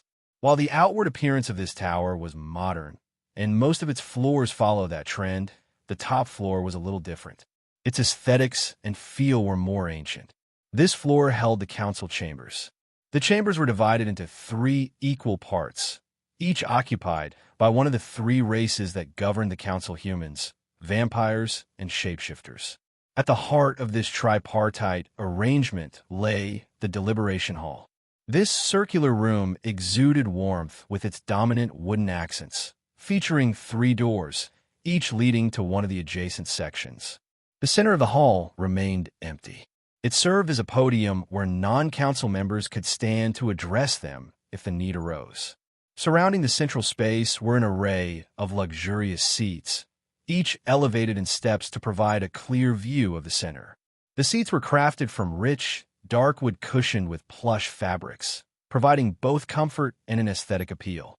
In each of the 3 sections, one chair stood taller and more intricately designed than the rest. These regal seats were reserved for the faction leaders, each embodying authority for their faction. Currently, the council is in session, and many of the seats are filled. Not all of them, however, and the numbers weren't equal, despite every council member being present. It was this way because of how the council worked. The only requirement to sit and have a vote was to be a 3rd or expert-ranked runebound or arcanist. This meant that the strongest faction would also have the most say. Even in a non-dictatorial government, the strongest fist still rules. At this time, that fist belonged to the human faction, with 6 arcanists at the 3rd rank, while the vampires and shapeshifters each had 4. A man of clear Balkan descent sat on the vampire faction's council leader seat. His facial features were aristocratic, with a chiseled jawline and high cheekbones that spoke of a forgotten nobility. His face was framed by long black hair, his eyes were piercing red, and his skin was pale. In this, he was much like a typical vampire. Yet he was anything but. This man was Vlad Dracula V, grandson of Vlad Dracula III, aka the Impaler. Vlad Dracula V ruled the vampire faction with an iron fist. His word was law, and any who dared to oppose him would soon find out exactly how much he took after his grandfather. Yet, despite his authoritarian ways and cruel punishments, his rule was otherwise fair and focused on the good of all vampires, a fact that earned him the reverence and loyalty of most, leaving him little opportunity to use his stakes. Truly, this man had taken carrot and stick to the masses. His affinity was one that was not as widespread among vampires as one might expect: blood. A powerful affinity on the level of lightning or nature. On the opposing seats sat the rulers of the other two factions, Zuriaga and Arya Lefri. As with Vlad V, these two were descendants of legendary figures from the past, and all three of them had been born into families with powerful bloodlines and extensive knowledge. They were the three most powerful people in the room by virtue of their rare affinities and high talent, despite the fact they were still only third rank, like every other council member. Naturally, everyone in this room was locked in a race to be the first fourth rank. Zara Yaga ruled the human faction with kindness and wisdom. She was a woman of medium height with long white hair, warm brown eyes, and a voluptuous figure. Her motherly vibe and charisma had turned the human faction into something akin to a cult where the members hung on her every word. She was a descendant of Baba Yaga, but how far removed, or even how old Zara was exactly, no one knew. In fact, Zara rarely spoke about herself or her past. After the awakening, she had announced herself as the last remaining member of the Yaga bloodline, and since no one came out to challenge her statement, it was simply accepted as fact. Her affinity was powerful, rarer than most, and the same as Emma's second affinity, nature. Last but not least, Arya Lefri ruled the shapeshifter faction with cunning and guile. Arya had a lanky build, but unlike what you might expect, her movements were never awkward. Instead, she possessed a graceful beauty. Her face was slender and featured prominent cheekbones, light red hair, and yellow eyes. It was a pretty face, but anyone who knew her would do their very best to avoid her like the plague, as her personality was anything but. Her faction was not as coherent and unified as the other two, partly because most shapeshifters possessed a fierce desire for independence, and partly because most of her faction members hated her. While the desire to submit to a powerful alpha was also a trait many shapeshifters possessed, Arya Lefri simply didn't inspire that kind of feeling in others. She truly was the most powerful shapeshifter in the room, but she had solidified her rule only through blackmail, threats, and deception. Arya was selfish and cared for little other than her own power. Her only redeeming quality was perhaps her absolute lack of racism. Human, vampire, or shapeshifter. As long as they had something to offer her, she would welcome them with open arms and a knife at their throat to ensure loyalty. If she managed to become the first fourth rank in this room, dark days would be ahead for Europe. Arya Lefri was a descendant of the infamous Morgan Lefri and a were serpent with the shadow affinity.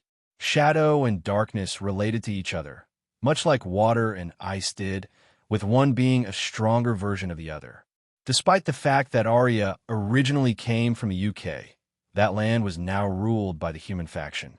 This was because, during the council's formation, lands were assigned based on the population, not their current rulers, and the UK simply had a much larger human population compared to either of the supernatural races. Arya now ruled large parts of Germany, France, and Spain. She had no problem with this development, however. More subjects meant more power, and she felt no particular attachment to her ancestral home. Among the council members in the shapeshifter faction was a person well known to Eric and Alora, Katia Ironova. On the podium in the middle of the hall were another two people they would have recognized, Serafina Nightshade and Enzo Ricci. Each of them was kneeling in the direction of their own faction, but while Enzo was relatively relaxed, Serafina looked a little nervous. After all, Enzo was only guilty of failing, while Serafina had actually betrayed the council, even if they didn't know it yet. The council had just received a verbal report from Katia and Enzo about what happened in London, including the boat theft, but when it was Serafina's time to talk, things took a surprising turn. The vampire leader spoke up in an authoritative and slightly threatening tone of voice. "What do you mean? You say you cannot tell us anything of what went on in that house." Serafina trembled a little, well aware of this man's reputation. But she had decided that, because of Vlad's well-known fairness and her father being a council member, honesty was the best policy. Or, as much honesty as she could muster under the Covenant's rules. She gulped before answering, in as steady a voice as she could manage. Yes, my lord. His voice became a little more threatening. And why is that? Hearing the question she most dreaded, Serafina decided to face Vlad with courage, knowing he would respond better to that than cowardice. She stayed on one knee, but raised her head to look Vlad in his piercing and accusing eyes. Normally, those eyes would make any vampire in Europe quake with fear, but Serafina felt herself unconsciously comparing them to Eric's amber-colored gaze and found herself less intimidated than before. Perhaps Vlad noticed this, as he raised an eyebrow, but otherwise said nothing about it. Serafina answered the question, I cannot say, my lord. The covenant prevented her from revealing any information about Eric and Alora that the council was not already aware of. And, unfortunately, that included their ability to make these covenants in the first place. She wondered if she'd have accepted Eric's deal back then if she knew he was unlikely to hurt Emily or Emma. Sure, she'd have been left bleeding on the ground, at the mercy of Liam's henchmen, but she doubted they would have had the courage to actually do anything to her. Unlike the council, she wasn't even sure why she helped Eric when Katia showed up. Was it just because of Emma's sincere words, or was it because she couldn't get the damn taste of that perverted asshole's blood out of her mind? Another terrible consequence of her deal with him. She sighed inwardly at her hastiness back then, yet, for some reason, couldn't imagine refusing the deal if she went back in time. Her thoughts were interrupted by Vlad's next question. He narrowed his eyes, leaned over a little, and didn't lose the threatening tone. Cannot, or will not? Serafina began to tremble a little, but quickly steeled herself. Cannot, my lord. Vlad didn't say anything else, but kept staring into Serafina's eyes, as if searching for the truth. The vampire woman, many years his junior, looked back without wavering. She may be afraid on the inside, but she wouldn't let that show. She knew Vlad favored unwavering determination and courage above all. Meanwhile, among the other vampire counselors, there was one man who looked at all this with anxiety, slightly squirming in his seat. This was Lucius Nightshade, Serafina's father. Damn it, Serafina, I don't know what happened back there, but if we both still live by morning, I swear I'll scold you until even my rune-bound body loses its voice, he thought to himself. He didn't really think Vlad would kill both of them for his daughter's failures. He even doubted Vlad would kill the rising star of the vampire faction at all. But if, somehow, Vlad decided to make an example of Serafina, Lucius would definitely step in. He would fail and share in her demise. But step in he would. He cherished his daughter, after all. The rest of the room looked on with bated breath, wondering what Vlad would say to Serafina's clear defiance. After all, defiance it was, regardless of her reasons. Some, particularly those of other factions, hoped for the vampire prodigy's swift death. Others were indifferent, and only one person besides Lucius hoped for Serafina's survival. Katia. After all, the girl was her subordinate and a damn good one at that. After a few more moments of being stuck in a staring contest, Vlad nodded and leaned back, his face stern and his thoughts unknowable. Fine. Serafina Nightshade, you are excused. Relief flooded Lucius and Serafina's faces. With no pause, Vlad turned his head towards one of the shapeshifter counselors, Katia Ironova. I assume you realize your wrongs? What do you have to say for yourself? But before Katia could even open her mouth, it was the furious and lightly lisping voice of Arya Layfrey that answered him. Hold on a second, you old fart. Have you gone senile in your old age? First of all, Katia is my counselor, and if anyone is going to question or punish her, it will be me. Second of all, you're going to let that girl off just like that? Just because she is some kind of prodigy? Do you think Zara and I will accept that? Whatever happened in London is raising all sorts of red flags, and we need to know what we're dealing with. Greed was apparent in the were-serpent's voice. Clearly, she just wanted her hands on whatever power Alora used to escape from that helicopter while wearing a restricting band. Not to mention the girl with darkness affinity. Actually, Arya was quite upset that she had failed to snatch up the Ashcroft brat when she was still living in the UK. Unfortunately for her, news traveled slowly before the council's formation, and Arya had her base of operations in the northern parts of the country. Sure, She had heard rumors about some witch of London, but never enough to make her take notice. Not until the council formed and started to assess any internal threats, that is, it was Zara's warm and motherly voice that responded to Arya's outburst. Now, Arya, dear, let's not lose our heads. She turned to Vlad. That said, Arya does have a point.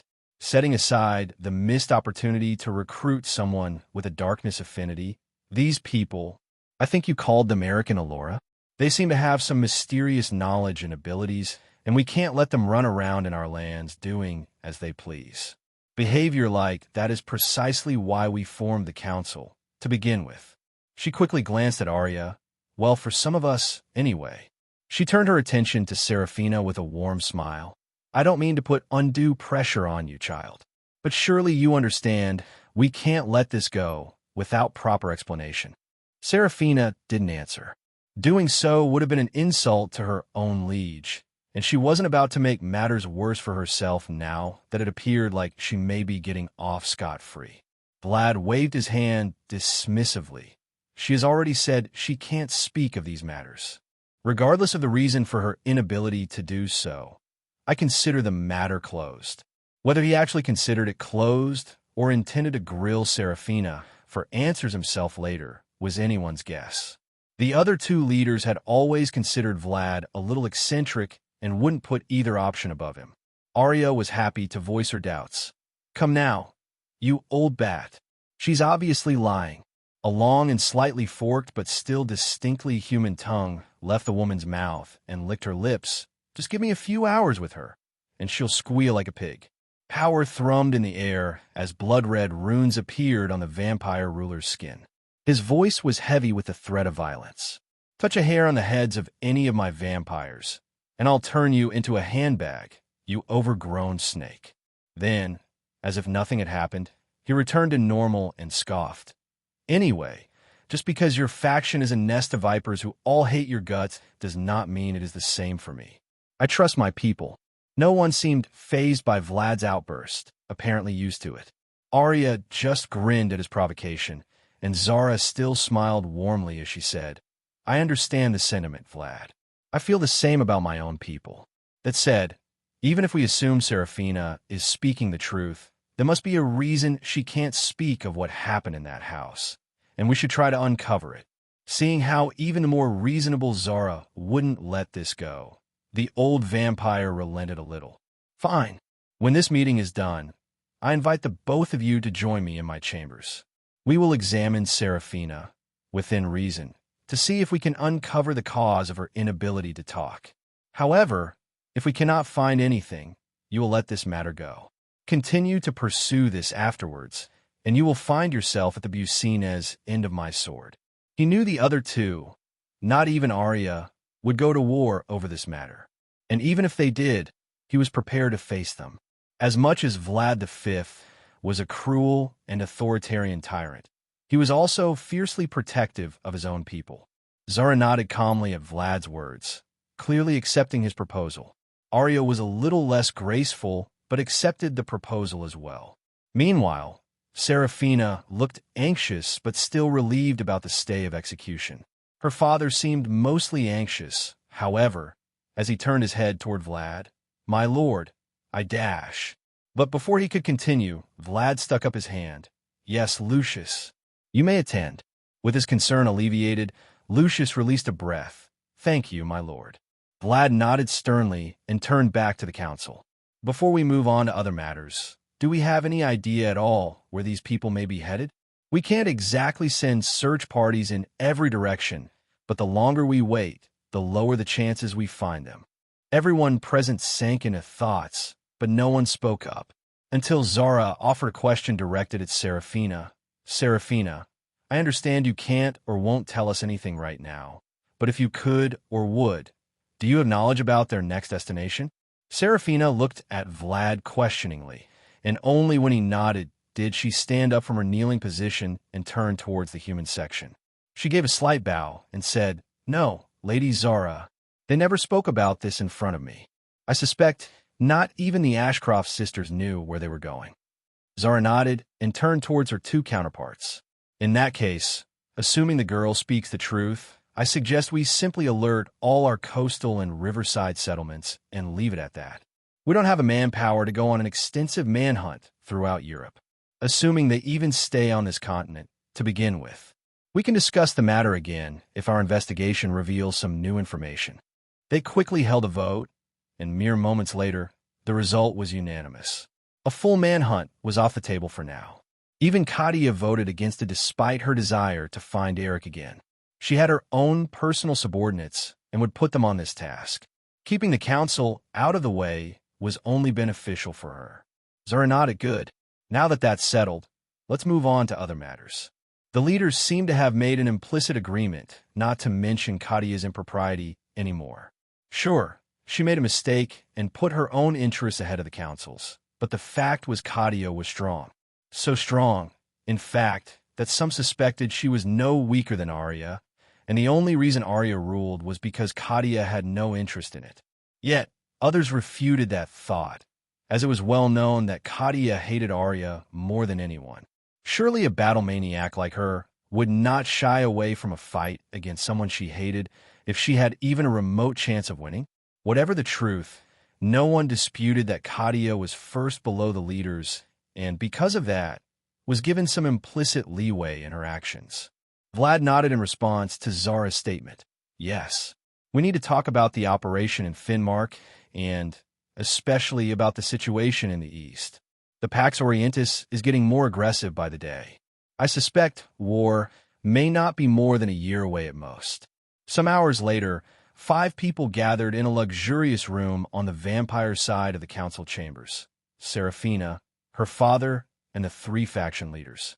The father and daughter pair were standing in front of the most powerful people in Europe with some anxiety. Lucius a little more than his daughter, perhaps. Zara smiled warmly at them, like a mother calming down her children. Don't worry so much, you two. So long as Serafina hasn't lied to us, nothing will happen to her. Everyone ignored Arya's snort as Vlad agreed with Zara, albeit more sternly. Correct. For this examination, we will work from the assumption you haven't lied to us. This means you are somehow forced to remain quiet about parts of your time in London. Can you tell us if this is done by magical means? With the Covenant, Serafina had to carefully consider and change her words if it prevented her from speaking. So she spoke slowly. Yes, it was done by magical means. The Covenant only prevented her from revealing information about Eric and Alora, so this was still fine. Vlad nodded good. He turned to the human next to him. Zara, if you would. The motherly figure nodded and extended her hands towards Serafina, causing Lucius' anxiety to increase, even while Serafina bravely stood her ground. A soft green magic circle appeared, and light of the same color began to wash over Serafina. After a few moments, under everyone's curious gazes, the light gathered together at the back of Serafina's right hand. It continued to glow as Zara put her hands down. Vlad immediately stepped forward with a frown on his face. Extend your right hand, girl. Serafina did as asked, and soon they all stared at the wolf's head with fairy wings, the mark of a covenant with Alora and Eric. It had been nearly 2 weeks since Eric and his merry band set off from the London harbor. The most significant thing to happen during this time was a conversation between Emma and Emily involving Emma's evolving relationship with Eric and Alora. The werewolf and fairy went at it like animals almost every night, with Emma mostly observing them while tied up in bondage. Naturally, Emma could have long since started weaning herself of this dependence on being tied up to fall asleep. Yet, she found herself unable to resist continuing. So every night, despite knowing what was going to happen, she would once again appear at Eric and Alora's door with rope in hand and a pleading expression on her face. Meanwhile, Emily wasn't oblivious to all this, but she could only grind her teeth and stay out of it. She tried to talk to Eric about leaving Emma out of his perverted crap as she had intended from the moment she found out, but just when she was about to approach him, Emma stopped her. Emma stood before her big sister, her face more serious than Emily had ever seen. Don't do it, big sis. Please, I need this. The cute little Em she knew was momentarily gone, and what was left was a young girl in pain, gazing at her with a haunted look in her eyes. The words she said next echoed in Emily's head for a long time afterwards. Ever since our parents died, it's been 7 years of misery, Em. Watching you slowly fall apart, the lack of food, the constant terror and fear of what would happen should Leah manage to bring you down. And yes, your treatment of me, too. I always hoped you would break free from your darkness, but you didn't. And I don't blame you, Big M, I really don't. If anything, I blame myself for giving you that book. But the fact is that it happened, and it left a scar. Then, one day, in the midst of that pain and darkness, a light suddenly entered my room. Sure, it may have been a light in the form of a dark and scary man, but a light nonetheless. That light was a lifeline, a connection, a warmth that defied the cold reality I'd become accustomed to. I get what you're trying to do here, sis. Even in your corrupted state, you only ever wanted to be my guardian, the one holding the fragments of our lives together. And you did, in part. Yes, you mistreated me, but things could have been so much worse for a young, defenseless girl like me. I'm fully aware that even your corrupted protection was better than whatever Liam had in store for me. But things are different now, Big M. I found something that eases the constant pain and ever-present fear. He entered our lives, and I can breathe a little easier for the first time in years. Her face lost some seriousness, and she blushed a little. I know what goes on in that bedroom isn't normal. It's certainly not what I envisioned for myself, and I have no idea where it will lead to. Her seriousness returned. It's not perfect, I know that. I mean, setting aside that I'm not even really sure what I feel or want just yet, Sir already has Miss Alora, and I'm well aware I stand little chance of overtaking her position in his heart. But is that so bad? So what if I will likely always play second fiddle to that woman? So what if Sir isn't a particularly good or kind person? After these 7 years, all that's left for me is to grab onto anything that makes me feel safe and protected. Anything that makes me happy. And this is it. Please, Big M, try to understand. I know you don't like or trust him much yet. I know you like to be in control and hate relying on anyone, but I'm not like that. All I want is to feel safe, protected, and happy. You tried to give me that, but failed. Now, I've found someone else who can give me those things. And I need you by my side, Em. Not as my shield, but as my sister. Someone who is there for me when I actually need her, not when she thinks I need her. I know I might be making a mistake, but if so, then it's my mistake to make, sis. That is more freedom than I've had in a long time. So, please don't interfere. By the time she was done, tears had appeared in her eyes as she looked up at her sister with a pleading expression.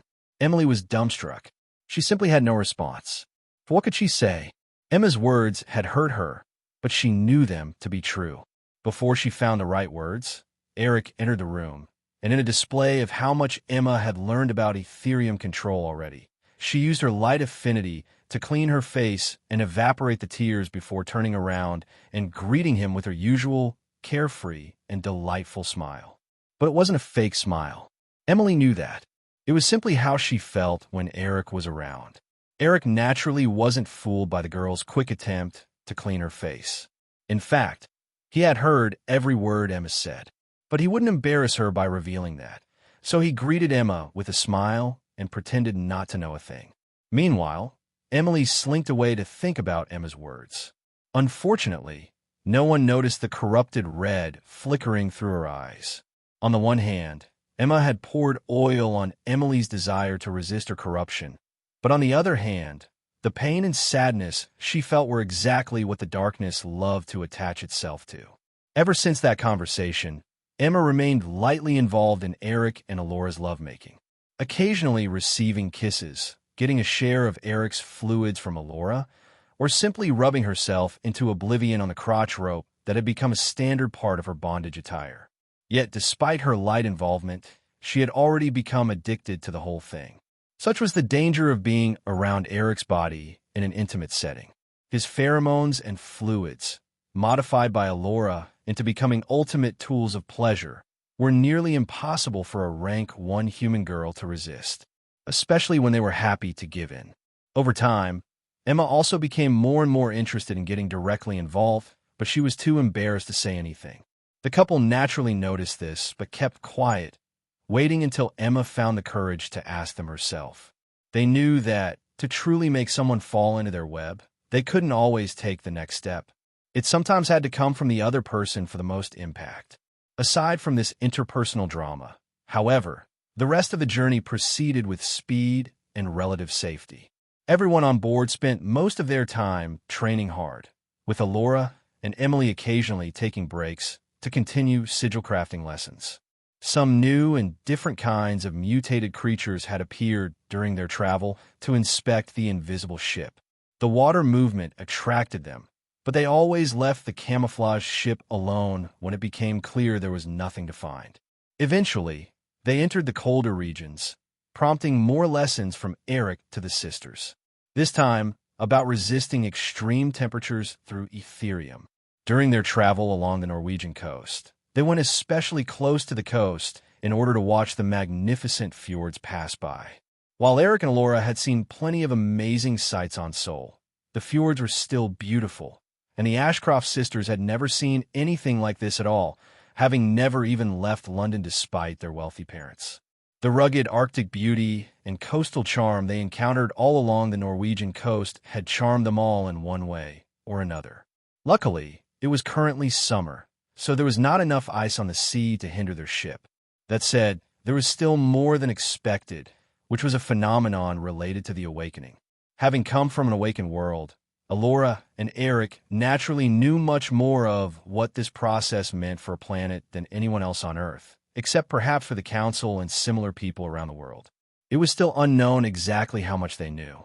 Regardless, Earth was currently in the first phase of awakening, saturation. During this time, Ethereum would slowly assimilate with the planet's biosphere, becoming an essential part of its ecosystem. This phase has three notable consequences. First, there are the mutations to various unintelligent wildlife. For some reason, only intelligent life could become arcanists, while unintelligent life would be mutated until they either gained the intelligence required or simply became feral beasts with more power than sense. Most of the time, it would be the latter. It was uncertain if these creatures could also become runebound. But, so far, the evidence suggested that only werewolves and vampires possessed whatever specific requirements were needed to become runebound.